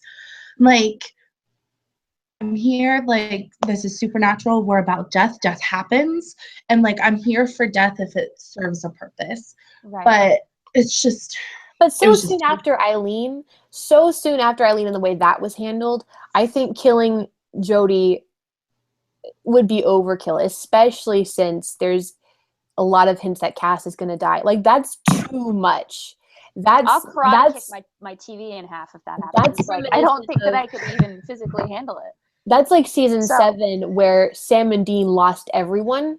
Like, they lost Cass, they lost Bobby. They had no, like, it doesn't work out well when you take everyone away from Sam and Dean. You lose viewers, you lose fans, you lose potential for story. Like, season 7 was one of the emptiest seasons because Sam, for the first half of the season, they had nobody. It's. I remember reading an article about a review of Garth's first episode, which is, for the record, one of the worst episodes in the show's history, season 7, Time for a Wedding. But Garth is amazing in it. Oh my God. Garth is fantastic. I love this character. And I remember reading a review, which is just tearing the episode to shreds, but being like, Garth's cool. I think they should bring him back. Sam and Dean don't really have friends anymore. That's like, it's getting really hard to watch. Like, he could be a really cool part of their lives. I think I blocked that out of my memory. I was just thinking when you started talking, I don't remember when Garth was introduced, and that's why. We're gonna have a whole episode. I'm gonna have a whole episode on this. I'm sorry. I'm gonna have a whole episode on this show where I just talk about the show and the way it handles agency, and I cannot wait to tear into that episode. I hate it with all of my heart. It is a garbage fire of an episode. I'm not laughing at your pain. I'm agreeing with you with my laughter. I'm so angry about this episode that it's funny to me. Like, I can laugh at that episode because it makes me so angry. Like, that actually is a thing that's real. Like, that actually was it happened. That they sat and they thought about, and it went through several levels of okaying before it actually happened. Like, what? Unbelievable. What?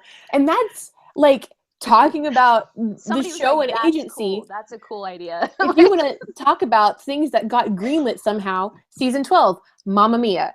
Second episode of the season opens with Sam Winchester literally being raped. And it's treated as sexy and romantic until suddenly it's over. And then we're going into torture porn because he's not having sex anymore. He's just being tortured, but it's still sexy because BuckLeming they want us to know what all of their kinks are for some reason. It's how did this happen? How did they get 6 episodes in a season? It's fucking mind-blowing. How long has Andrew Dabb been around and he thinks this is okay? Like, and again, I was rooting for him. I spent the whole first half of the season telling people, well, I'm not angry at it yet. Like, I like it so far. I really think it's going to be okay. I think he's going to pull through. Like, this is where I'm at now versus where I was at the beginning of the season. We have gotten so far off the train tracks at this point. I'm honestly at a loss because the last time I was this angry at the show was season 9, and not a good feeling. Season 9 and season 10, like, I was on the verge. I was never going to watch this show again, and I came back because season 11 was really good. I know a lot of people didn't like it, and there were things about it that I have serious issues with, but overall, I loved season 11, and part of the reason I loved it was because it didn't infuriate me the way seasons 9 and 10 did. And it treated its characters, it gave the actors something to do. It gave, it at least tried. And then I was so excited coming off of season 11 into season 12 because there was so much potential. And I spent the whole first half of the season like hoping that potential would come up. Like, please do something with this. Please do something with this. Please do something with this. And now I'm like, okay. Like a line, like with the Men of Letters. Yeah. Like, what you're doing with it is just like, you're just shitting all over it. Potential, especially with like Henry Winchester being a Men of Letters himself, and like you could have drawn the parallel between like how he was a Man of Letters and like just it could have been so beautiful. We could have had a Henry episode. Yeah, like there could have been more history. I've spent the last 3 days putting together a version of season 12 that I think we all is so much better. than this season. And that's not because I think, I want to write for TV. I don't think I'm an Eric Kripke. I don't think I'm a Robbie Thompson or Ben Edlund. I'm not saying that I'm automatically better than TV writers just because I don't like some things they do. Right. I'm saying I spend my time analyzing story, and I spend my time analyzing this story in particular because I'm passionate about it and I care about it and it's important to me. And there was so much that they could have done with this season. I think you just expect the people who work for the show to care about the show as much as their fans do. And it just seems like some of them just don't give a shit. Yeah. We've got some comments in the chat. Rachel says, hey guys, I'm so with you. I think the season was supposed to be rebuilding year to start off season 13 off carte blanche, but essentially got away from Dab in the process. That's not my understanding of it at all. I think that would make sense, but yeah, my understanding of it is it's almost like Dab hyped himself up too much and is now hyped up his season too much and is now scrambling to maintain control. Like Robert Behrens is a great writer who gets the characters and gets, the story that he's telling. His episodes this season were not up to his level. And my suspicion is that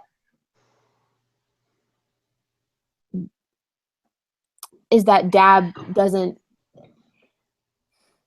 want to let his writers have too much freedom because he has a specific vision for it. And so what's happening is writers aren't being able to write to their full potential.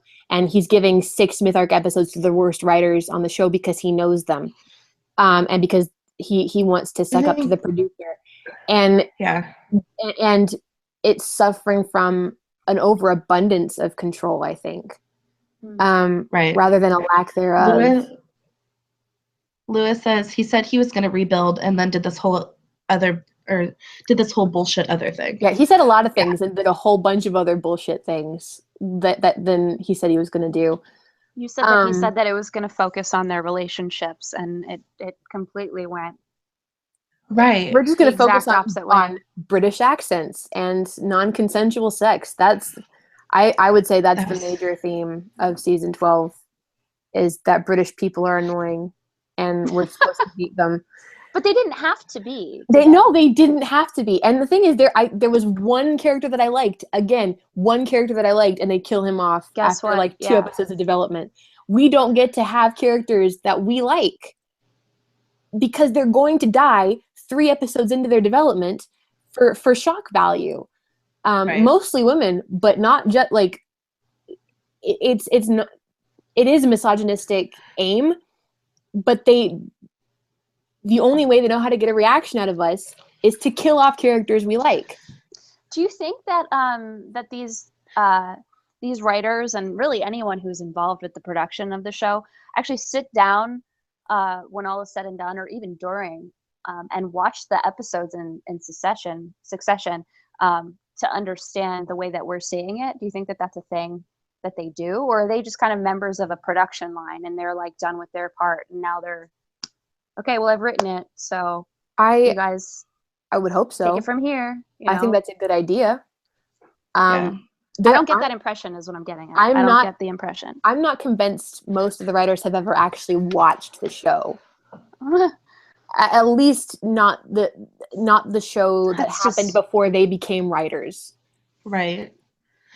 And it's not that, I guess first instinct is to say I don't expect the writers to be as emotionally invested in the show as we are. But then again, like, actually, no, I do. I expect them to be as emotionally invested in these characters as we are. Or at the very fucking least, pretend convincingly that you do. At least, I know there's, okay, so talking about fan. Are you reading the chat, Murphy? Kit, are you reading the chat? I am reading it. I am reading it. I see you, Mary. Hi. Oh my God. So if we're going to talk about fan and writers relationships, there's going to be some disconnect because not all the writers are involved in social media, and almost none of the writers ever get invited to cons. The cast has a really good relationship with the fans and pretty well understands how we feel about things and what we want from the show, because there's face-to-face interaction where we tell them what we want and they process it and talk about it with us and with each other. Couldn't be easier these days, could it? It couldn't be easier to know what your influence is. And whereas with the writers, we don't have anything close to that level of interaction. And we know them pretty well because of their writing. There is absolutely an element of personality and worldview that comes through when you write for an audience. Like, we know that Robert Behrens thinks hipsters are really funny. And we know that BuckLeming really like kinky bondage sex. But they don't see us. They don't see our faces. They don't see our reactions in a human way. They see the hashtag on Twitter. Yeah. Right. And there is a huge emotional disconnect where they kind of know what we want in weird, convoluted ways. Like, they knew that we wanted more casts and more Team Free Will this season. And so they gave us episodes where the Team Free Will aspect was really strong and really well written. But then they also know that there's a significant portion of the fandom that only wants Sam and Dean ever for the rest of always and nothing else, no matter what. And so they gave us this season where Sam and Dean hardly talk to anyone outside of each other, because everyone else just keeps disappearing for episodes at a time. But they don't know necessarily why people want to see Sam and Dean interact and have tension and development and payoff. They're like, well, here you go. This is what you asked for. And it's like, you only Sam and Dean ever. There you go. Have fun. I mean, it said something along those lines earlier. It's like blasphemy. You don't want only Sam and Dean and the Impala alone for 22 episodes. And it's like totally full Big Brother status. 24-hour cameras and style. Like, just rewrite baby 87 times, and that's what I want to see. That's the new and they don't understand the writers, because they don't have this level of interaction with us. They don't understand why we're invested in casts in the way that we are. They don't understand why people are invested in weird incestuous brother relationships the way that they are. And this is my podcast. I will call Wincest weird if I want. It's weird. Bless you. I think my family just got home, so we're probably gonna have to cap this off here in a bit. But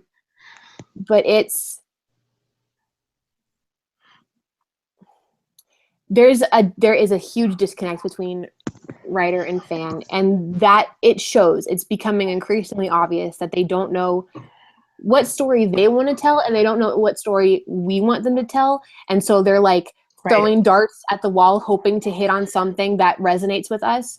But they're doing it in a way that clearly shows that they think that good storytelling is getting a rise out of their audience. I feel like at this point, because it's, millions and millions of dollars in this particular show, in this entertainment industry, wouldn't you employ people to do that specific thing, which would be to kind of do like the guerrilla team groundwork and figure out, not that we have to dictate what happens to the show, but at the very least provide succinct like feedback. Like, this is Emmy said that Emmy said Rachel Bloom hired writers for season 2 who are fans of the show, and Orange is the New Black has a fan consultant specifically for their show. Fan consultant. I mean, really, The Walking Dead has a show on AMC that is specifically about fans giving their opinions to cast members and writers and producers of the show. That is literally what The Talking Dead is. And and AMC, for the record, as a channel, I adore, if for no other reason than that it has massive respect for fans and fandom. Right. And so the only interaction that we get like that is at SDCC, and that's not until after the writers have already gone through and hashed out what the next season is supposed to look like. Yeah, and I would say if you want to know why they're not involved on social media, watch some of the episodes where they deal with teenagers in social media. Most of our writers are middle-aged men just fumbling and who don't understand that their fandom is mostly young women and teenage girls, and there's such a disconnect there because we're not interacting, and so they don't have the opportunity to get to know us like the cast does. But they from a foundational standpoint do not understand teenagers, do not understand social media or millennial ways of engaging with storytelling. And so they're not going to see a reason to get involved in social media and to have people, have fan consultants. They're not going to see a reason to engage with the fans in a way that starts a conversation, because the way they grew up watching TV and engaging with the things that they loved was, here, we handed you a TV show, now you watch it. And that's not the way things work anymore. And it shouldn't be the way things work anymore, because if that's the way things work, you get things like, here, let's show you all of our kinks, and you just have to be okay with that as the viewer. Let's just kill off every character you love for shock value, and you just have to be okay with that as a viewer. And it's not a healthy or fun viewing experience. And it's not healthy for the writers either to be so insulated and so cut off from the impact of what they do. Right. I was just about to say that it's completely baffling to me now, and it's just like kind of developing as I'm talking, that for the show with the fandom, we're the fandom apparently, and in the interaction that we have just alone with the actors in the convention setting, there's such a reciprocation there. I mean, it's not 50-50, it's like, some other percentage, but there is no, so we never expected that it's going to be a true dialogue between fan and writer. Yeah, we're not asking for you to change everything about the way you write for us. That's not necessary. But if you take no stock of, and you take, you don't realize what we have with the actors as far as the community that we've created with them and among them, into consideration when you go about writing a show for these people. That, to me, it puts you at a huge disadvantage, whether or not they give a shit. I mean, that's just, that's clear. There are writers who care. We know there are writers who care. We Robbie Thompson cared. Robert Behrens cares. We know that there are writers who care. I think a lot of the new writers some of the new writers care a lot too. I do think they care. I think some of the new writers are really awesome. But there were a couple one-off episodes this season written by new writers who really seemed to get the characters' voices and really seemed to respect, older plot lines from the show. There were shout outs to plot lines that haven't been dealt with for seasons. And there were, we get the distinct impression that they've watched the show before. Yeah. And they're active on social media. They're responding to fans. There's a conversation happening. And that's like, yes, that you're on the right trajectory there. But then you go and give the worst writers on the show 6 episodes in a season, myth arc episodes that affect the entire rest of the season, because they've been there forever, and one of them is married to the producer. And that tenure, basically, is what the issue is. There, again, so much potential. If you had given 5 of those myth arc episodes to the new writers or to Behrens, it could have been a different season. And it's just been a disappointment. of having to remind myself, like, no, I want this show to be okay. I want it to come through. I want to be excited. So I'm going to find things to be excited about. This can still be okay. And then just being shat on. Just a log flume ride down a fucking waterfall of shit. It's like, I mean, I'm being dramatic, but this is after the fact. I mean, I don't point, feel we're like gonna you're being dramatic. I do not feel like this is dramatic. The anger that I saw, like, I have like 400 followers on Twitter. I don't have a massive amount of followers. I tweeted offhand, almost as a joke, should we get the Fire BuckLeming hashtag ready? And then I saw some of my mutuals and followers be like, yeah, I think we're going to do that. That sounds like a good idea. And then within an hour of Eileen dying, it's trending on Twitter. That was not about me having a throwaway idea. That was people seeing it and going, yes, that is my sentiment. I am angry. I want there to be consequences. This is not acceptable and it's not okay. I don't think we're being dramatic. I don't think we're being unreasonable. I think if you are a showrunner, you are a network executive, you have hired an employee who has hurt your consumer base. What is more important to you as from a business perspective? They should not be writing professionally. They're not good writers. They are I've tried to do the same thing offensive. and strip it all away, and I've realized too, I mean, at the end of the day, it is a business. I mean, it's in the entertainment industry and you're going to have the creative part of it, but yes. And you've done a bad thing. We're going to just oversimplify it. You've done a bad thing. There are and you need to consequences. Yeah, right. For most people, there are consequences. This is not a subjective thing. It's just, this is unacceptable. I didn't know who BuckLeming was until about a year ago.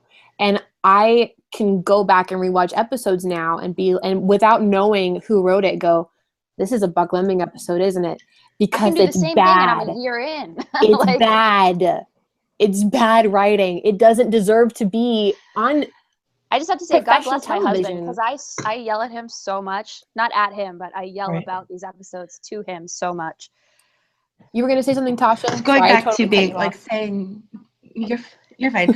So going back to saying like, feel like we're being dramatic, but I don't think it's dramatic at all to ask the show to not let two people who consistently glamorize non-consensual sexual encounters and who glamorize like self-harming behaviors and suicide and like all these other things that they've written into their episodes that are like, in a way, I don't think it's dramatic at all to say that we don't want those things to happen, because those are things that should not exist. I do not want to watch another woman get lied to in order to be seduced.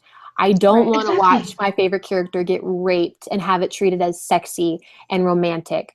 I don't want to watch a Black woman put in a dog collar and made to call a white man master. That literally happened in the show because they wrote it because they have weird, fucked up, bigoted kinks. Sorry, I'm trying to lower the volume on the cussing because my family's home.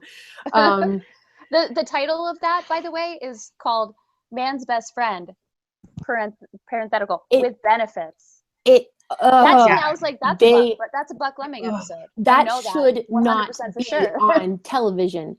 That should not be something people have to see, and we had to watch it.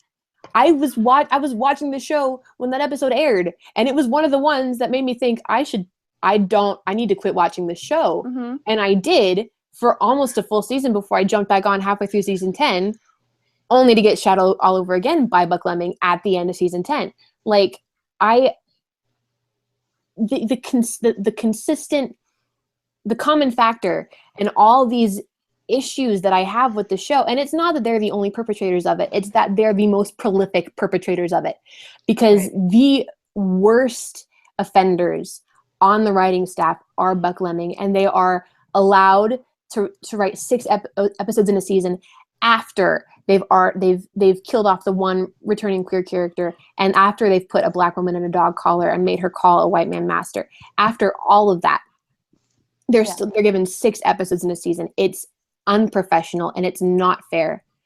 And there are people who have pointed out to me, and I want to establish that I am aware of this. The showrunners and the producers have the final say in who lives and dies through a season, and I understand that. But A, I don't care. I still want BuckLeming fired, and not just for this, for every single other thing. And then B, I get that, but the main goal in demanding that an employee face consequences for racism and misogyny and rape apologism, and devaluing the emotional significance of the ableism, characters from your family. killing a deaf woman with an invisible monster that she cannot defend herself from, that reacting with that kind of widespread, unavoidable vocal anger, trending number 2 worldwide, they have to see that. It makes a point that we're not angry in the sense of, oh, the story is affecting me emotionally. We're angry in the real way. We are angry in the sense of, we deserve better than this. We deserve better writing than this. We deserve better representation than this. The actress deserves better than this. The character deserves better than this. We have been given better than this in the past. And the fact that you stick around for 12 seasons and get told that you can make it through to season 13 or 14 because the show makes the network a lot of money does not mean you get to sit back on your lazy ass and just fart out episodes and put them on my TV screen like, well, here you go. You're watching the show, so I don't even have to try. I don't have to be professional. I don't have to put effort into my craft. I don't have to think of what I do as art and treat myself as an artist with an audience that matters. It's disrespectful. And they need to know that we see that. We feel disrespected and we're angry about it. And that's why the hashtag, that's why calling for BuckLeming to get fired. They deserve consequences, and Dab and the network executives need to see. They need to know. Yeah, right. The visibility is so retracting part of my statement. One second. So retracting part of my statement where I said it doesn't have a place on TV. Annie pointed out that there are certain shows where themes of non-con are essential to the plot line. Supernatural is not that. Dear White People, Orange is the New Black, SVU, Scandal, all use violence and non-con as assault as almost separate characters. It has a place, and you're right, it does have a place, but it doesn't have a place in the way that they use it in Supernatural, because like you said, they use it as comedy, and as sexual tension. It's just, they use it as sexual tension. They use specifically non-consensual sex and rape as romantic and sexual tension. If we're talking about Orange is the New Black, that's a show about how corrupted the prison system is. And that is absolutely a factor in the real world prison system. And when I'm talking about how I don't want to see my favorite character get raped, obviously no one wants to see that. But if this was the kind of show where we were talking about like the dangers of being a woman in the prison system, and it was treated respectfully, and the characters faced consequences for it, and the effects of the rape were explored gently and in a human way, and the characters actually reacted as if it was a trauma and had support, and we got to see them dealing with it in healthy ways or unhealthy ways, but in ways that are addressed as unhealthy, it would be a different issue. It wouldn't be something that I would feel that I can maybe say that's a little much. I did have to pull back on watching Orange is the New Black because there was a lot of rape in season 3, but it was rape for a storytelling purpose, in the sense that it was making a point about the prison system and about the psychological effects of being a woman in the prison system and the treatment they receive there. And that I don't necessarily agree with that, the way they do it, but I can acknowledge that, that's a storytelling device. That's not gratuitous. They're not treating it as sexy. They're treating it as a crime and as a trauma and as abuse. That I get that. Supernatural does not treat it as a crime or as trauma or as abuse. It does not deal with trauma. It deals with shock value that is never addressed again. And so you get characters who are literally raped. And then you're fine. But it's treated as funny or sexual tension or romantic tension. And then afterwards, it's never addressed again. You were going to say something, Julia? Yeah, I mean, I don't think that this is a case of this, but there are certain instances where I've watched something that is meant to be entertainment, but it's so politically correct that the air is drawn out of the room. That is not what this is, and I feel like the fact that they're not addressing these issues as if they are serious, even if it's not serious to them personally, maybe they don't have any significance to any kind of these abusive situations, and that's them. I mean, good for them. That's wonderful. But if you can't take what happens to your character seriously, why are you writing it? It's literally, without taking it seriously, we're only left to feel as though they're mocking people who do. Yeah. Don't you feel that way? Yeah. We're sitting there and, for instance, the Becky storyline, and watching that and me being disgusted, and them saying, oh, it's just all in good fun, basically with their words and their actions and the way the screenplay plays out. I feel mocked. Like, why am I made to feel like I'm the weird one for feeling uncomfortable about it? And why do you assume that, and I'm not saying that there's no reason that character existed, but she is the only representation. Until Charlie, she was the only figurehead for the fandom on the show. Right. The show got meta, and then she was introduced, and from the jump, she's crossing Sam's boundaries. She's hypersexual with him specifically. She's harassing him from the jump, from her first couple episodes in season 5. He's visibly uncomfortable the entire time, and it's funny. It's treated as funny. She's comic relief. And meanwhile, Sam is just visibly, physically uncomfortable and anxious around her.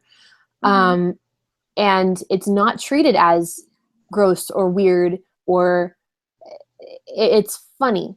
It's weird in the sense, haha, nerds are weird, but it's not treated as, this is not something people should do. This is something that's hurting Sam. It's like funky music and comedic sound effects and insert sitcom laugh track here. She won't stop touching him when he asks her to. And then her final episode in season 7, which we mentioned earlier, she literally drugs him and forces him to marry her, and is planning on having sex with him while he is still on this drug. It's a magic potion, but it's she drugged him. And I know you're going to have a whole show on this, but I just can't. Well, we're talking about the way the show deals with agency, and specifically BuckLeming. Like, the reason that they're allowed to keep doing what they're doing is because the show is okay with it. The showrunners are okay with it. The network execs, that's so hard to say, are okay with it. The producers are okay with it. And we know they're okay with it because this is a recurring problem even outside BuckLeming's episodes. The reason Sam got raped this season, and it was treated as sexy, and it was, oh, Sam shirtless, isn't that titillating and exciting and ooh, sexy. Yuck, yuck, yuck. Yeah. The reason that was allowed to happen was because we already have 11 seasons worth of non-consensual romance and sex being treated as funny or actually romantic or actually sexy. And obviously BuckLeming are the worst perpetrators of it, and that's why we want them fired. My point being, we understand that it's not just them, and this has to be something that changes from the top down. They still don't deserve to have a job on this show. I have 2 things that I want to accomplish with #FireBuckLeming, and one of them is getting BuckLeming fired. Like, I don't feel bad about that. I don't think it's unreasonable. They should not have this job. I don't either, and I'll defend you to my death. I mean, not that I come in contact, like, in my own specific orbit with these people who are naysaying the whole thing. I realize it's in another sense in poor taste to threaten somebody's livelihood, but in the context of your actual job is to write compelling stories, and you're not doing that, and like beyond not doing that, you're also infuriating entire groups of people, one of which is like literally 50% of the entire world, and that's women. You don't deserve to have a job doing that thing anymore. I mean, I'm not clearly. They're not qualified. They're not. These are things that they think are okay and are not okay, and they should not be allowed to air on television, and they consistently do. They're also just objectively bad writers. Mhm. And for those reasons, I do think they don't need to be working on the show anymore. Here. Yeah. So, all right. I guess, do either one of you have any more thoughts that you wanted to address before we start wrapping up? There's one question in the chat that says, so how would we enlighten and direct the attention of specific writers who aren't on social media to our grievances? We can only engage with a small slice of the powers that be who allow it on their Twitter terms. So is a hashtag good enough, or is there something else that we need to do? And I have seen, I just want to throw it out there, I have seen a post on Tumblr where you can email Warner and send letters. You can send letters. Yes, there's an email address, and there's also a address that you can send like physical mail to. And then I know people have already done so, but I will find the I'll find that Tumblr post with the address, and I will retweet it on my Twitter timeline. Mm-hmm. And if you feel led to, then send an email. Tell them how you feel. That's a good question, and I think it has to be an ongoing conversation, because, like I said, the hashtag is just a step with a purpose. The point being to have our anger be heard and noticed, and hopefully to get a couple really bad writers fired. But more importantly, so that the showrunner and the network executives are aware that we're not happy. There is more to be done, and there's more conversations to be had, and there have to be more steps that are taken. My decision to start this podcast is one of them. Having a conversational platform dedicated specifically to talking about things that we both love and hate about this show, that could potentially garner an audience and a platform, and gets people talking and gets a conversation going, where we're not just talking about, well, I love it, so I'm going to watch no matter what, because like I'm right there with you, but we still deserve better than this. Just because I'm going to keep watching it doesn't mean that I'm not going to be angry about it. Like, it doesn't mean that we don't deserve a change. So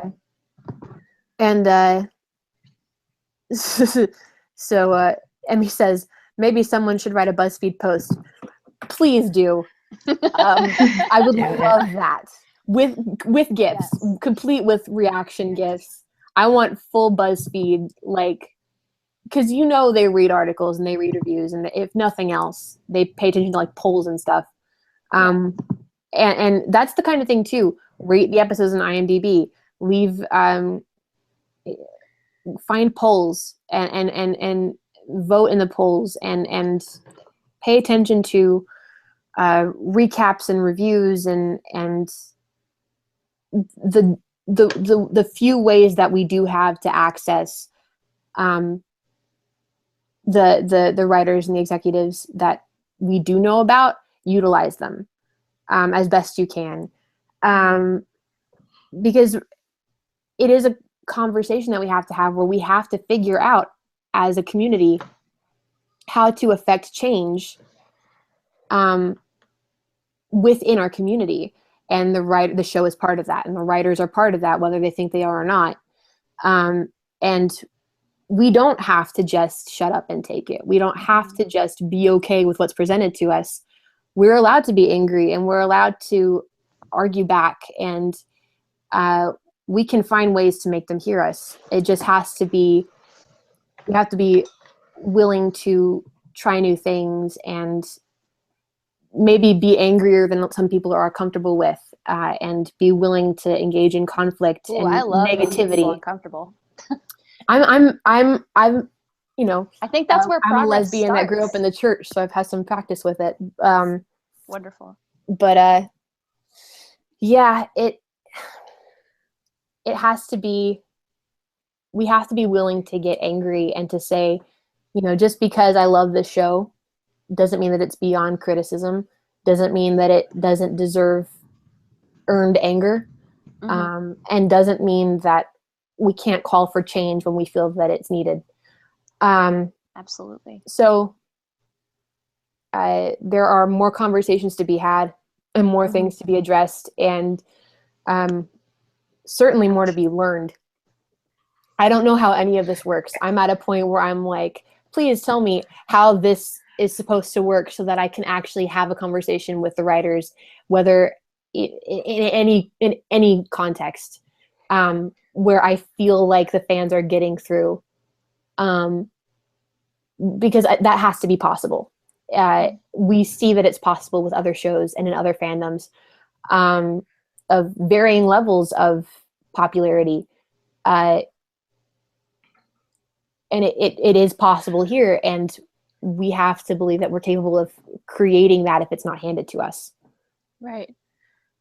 So I think it's important, like, this, like, thing, like, I think the most impactful way to change things are to talk about them and to talk about why things matter. And I like the hashtag was a good thing, just like throwing that out there, but maybe like campaigning or any sort of, like, I don't know, like, it just kind of a targeted, organized community effort. Yeah, like, I don't necessarily know if that's necessary. I think if you're hurt and you're upset and you need to express that and you want to write an email or a letter, then good. And if there are things that hurt you, then you should express them. But maybe doing, like, I mean, this isn't something that we need to do like a thunderclap on. The overall goal is not to get BuckLeming fired, although that would be a nice bonus. Right. The overall goal is to affect change in the way the show is written, in the way the fans are treated, in the way the actresses and the female characters are treated. I don't think that it's blatant idealism to think that there is a way that we could get through to the writers somehow. Right. We don't have all the answers yet. We're trying to find them, which is why it's necessary to have these conversations and to make it widely known when we're not happy with something. It's important to get those conversations started, but we don't have anywhere close to all the answers. We're not talking about puppeteering these people. We're talking about, like, listen, bro, you're being literally misogynistic and racist right now on my television, and this is my house. Like, I don't need this. Yeah. This is my family. Right. These characters are my home. This community is my home. Yeah. This cast is my home. We deserve better writing than this. We deserve better treatment than this. And that's not an unreasonable request. No. And I don't think it's unreasonable for us to get angry and demand it when when it's not being given to us.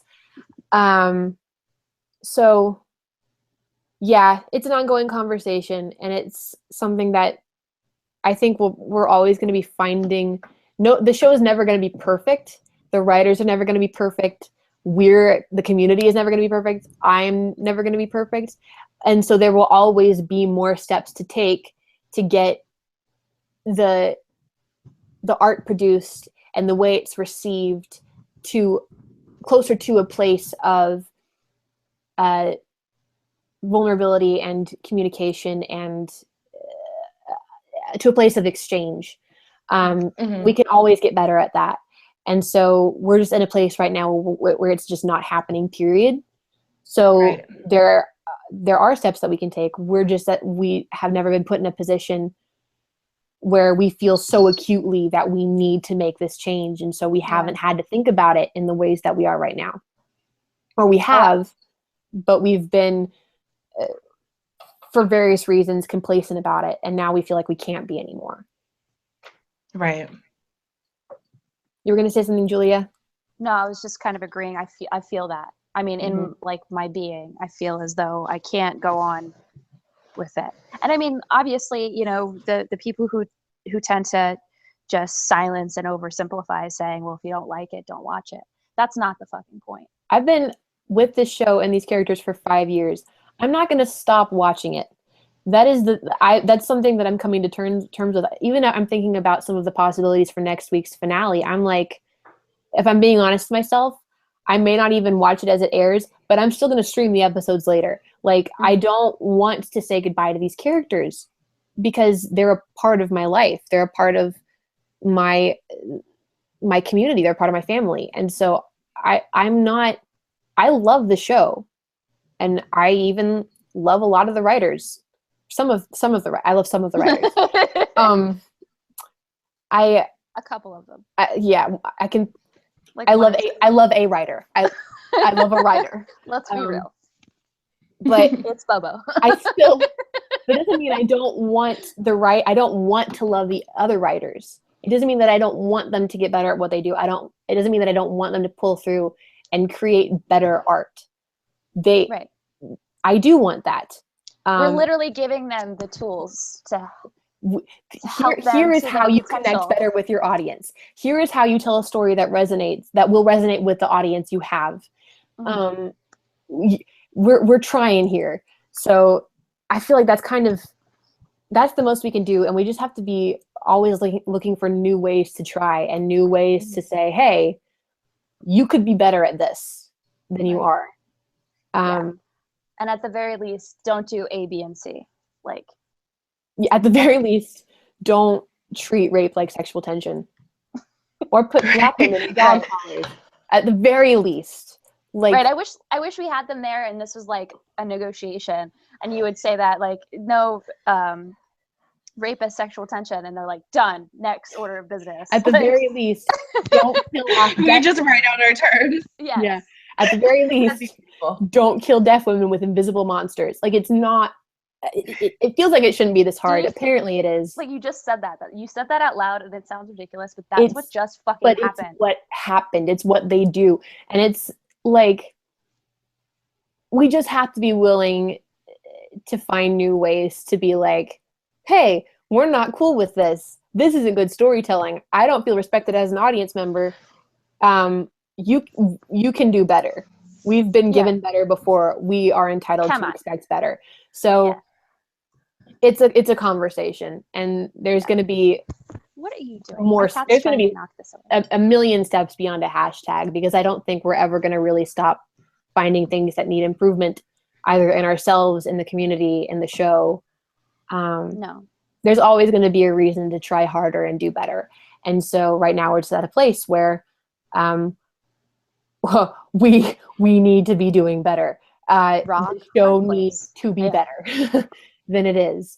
And do I think that it's going to get better before the finale next week? No, I'm prepared to be manipulated next week. I'm prepared to have shock value thrown at me in place of storytelling next week. I'm prepared for that.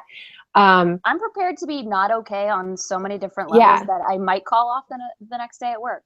But we'll see. We'll see how it goes. I've almost been there a couple times. I mean, this is my first time through a live finale, so I don't know what to expect. But I can't come into work today. I'm preparing for the worst. I cry about a CW show. I'm sorry, I can't come into work today. That's me. I'm really invested in this 12-season-long CW show.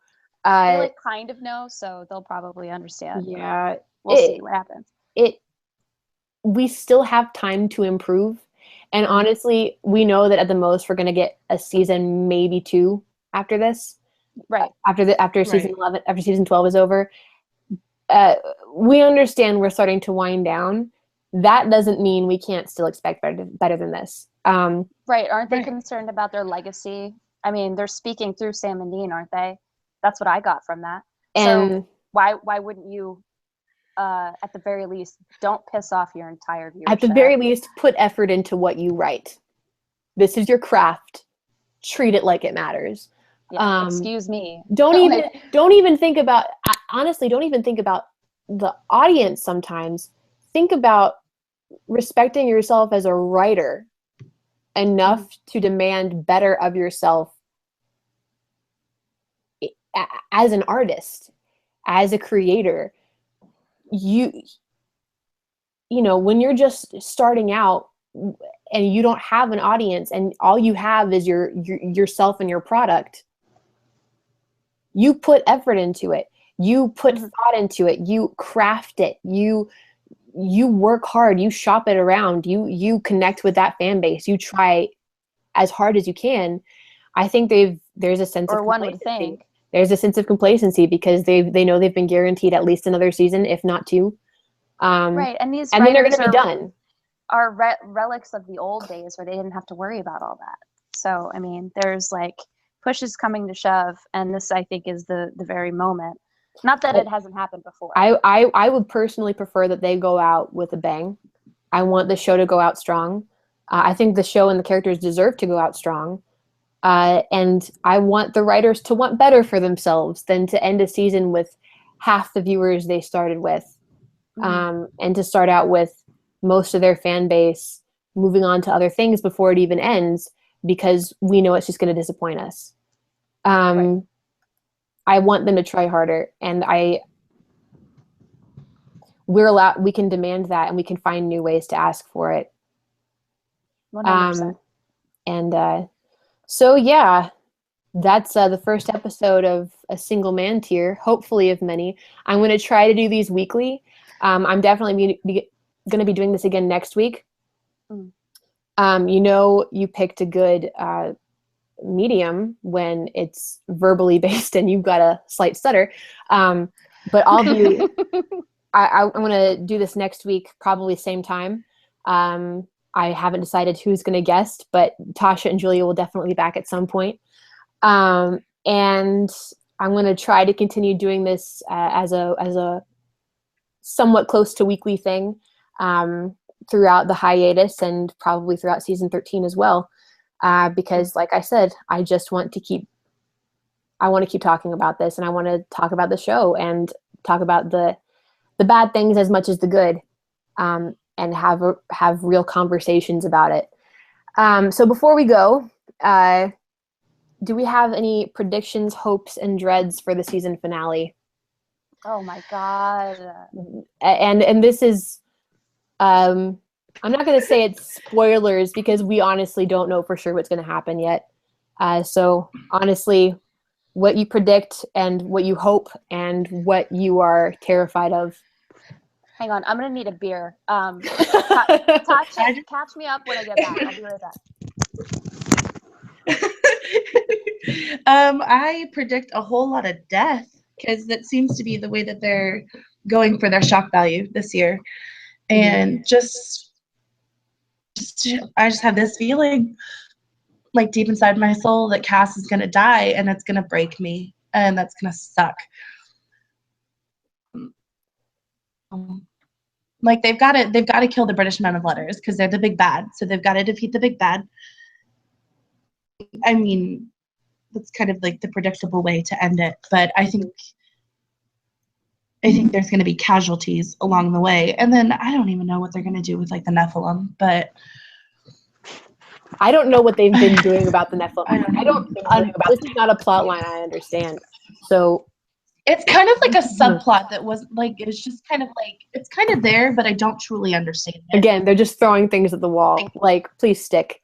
Right, they've just kind of changed the canon on it a couple times, and like, I don't know. It doesn't.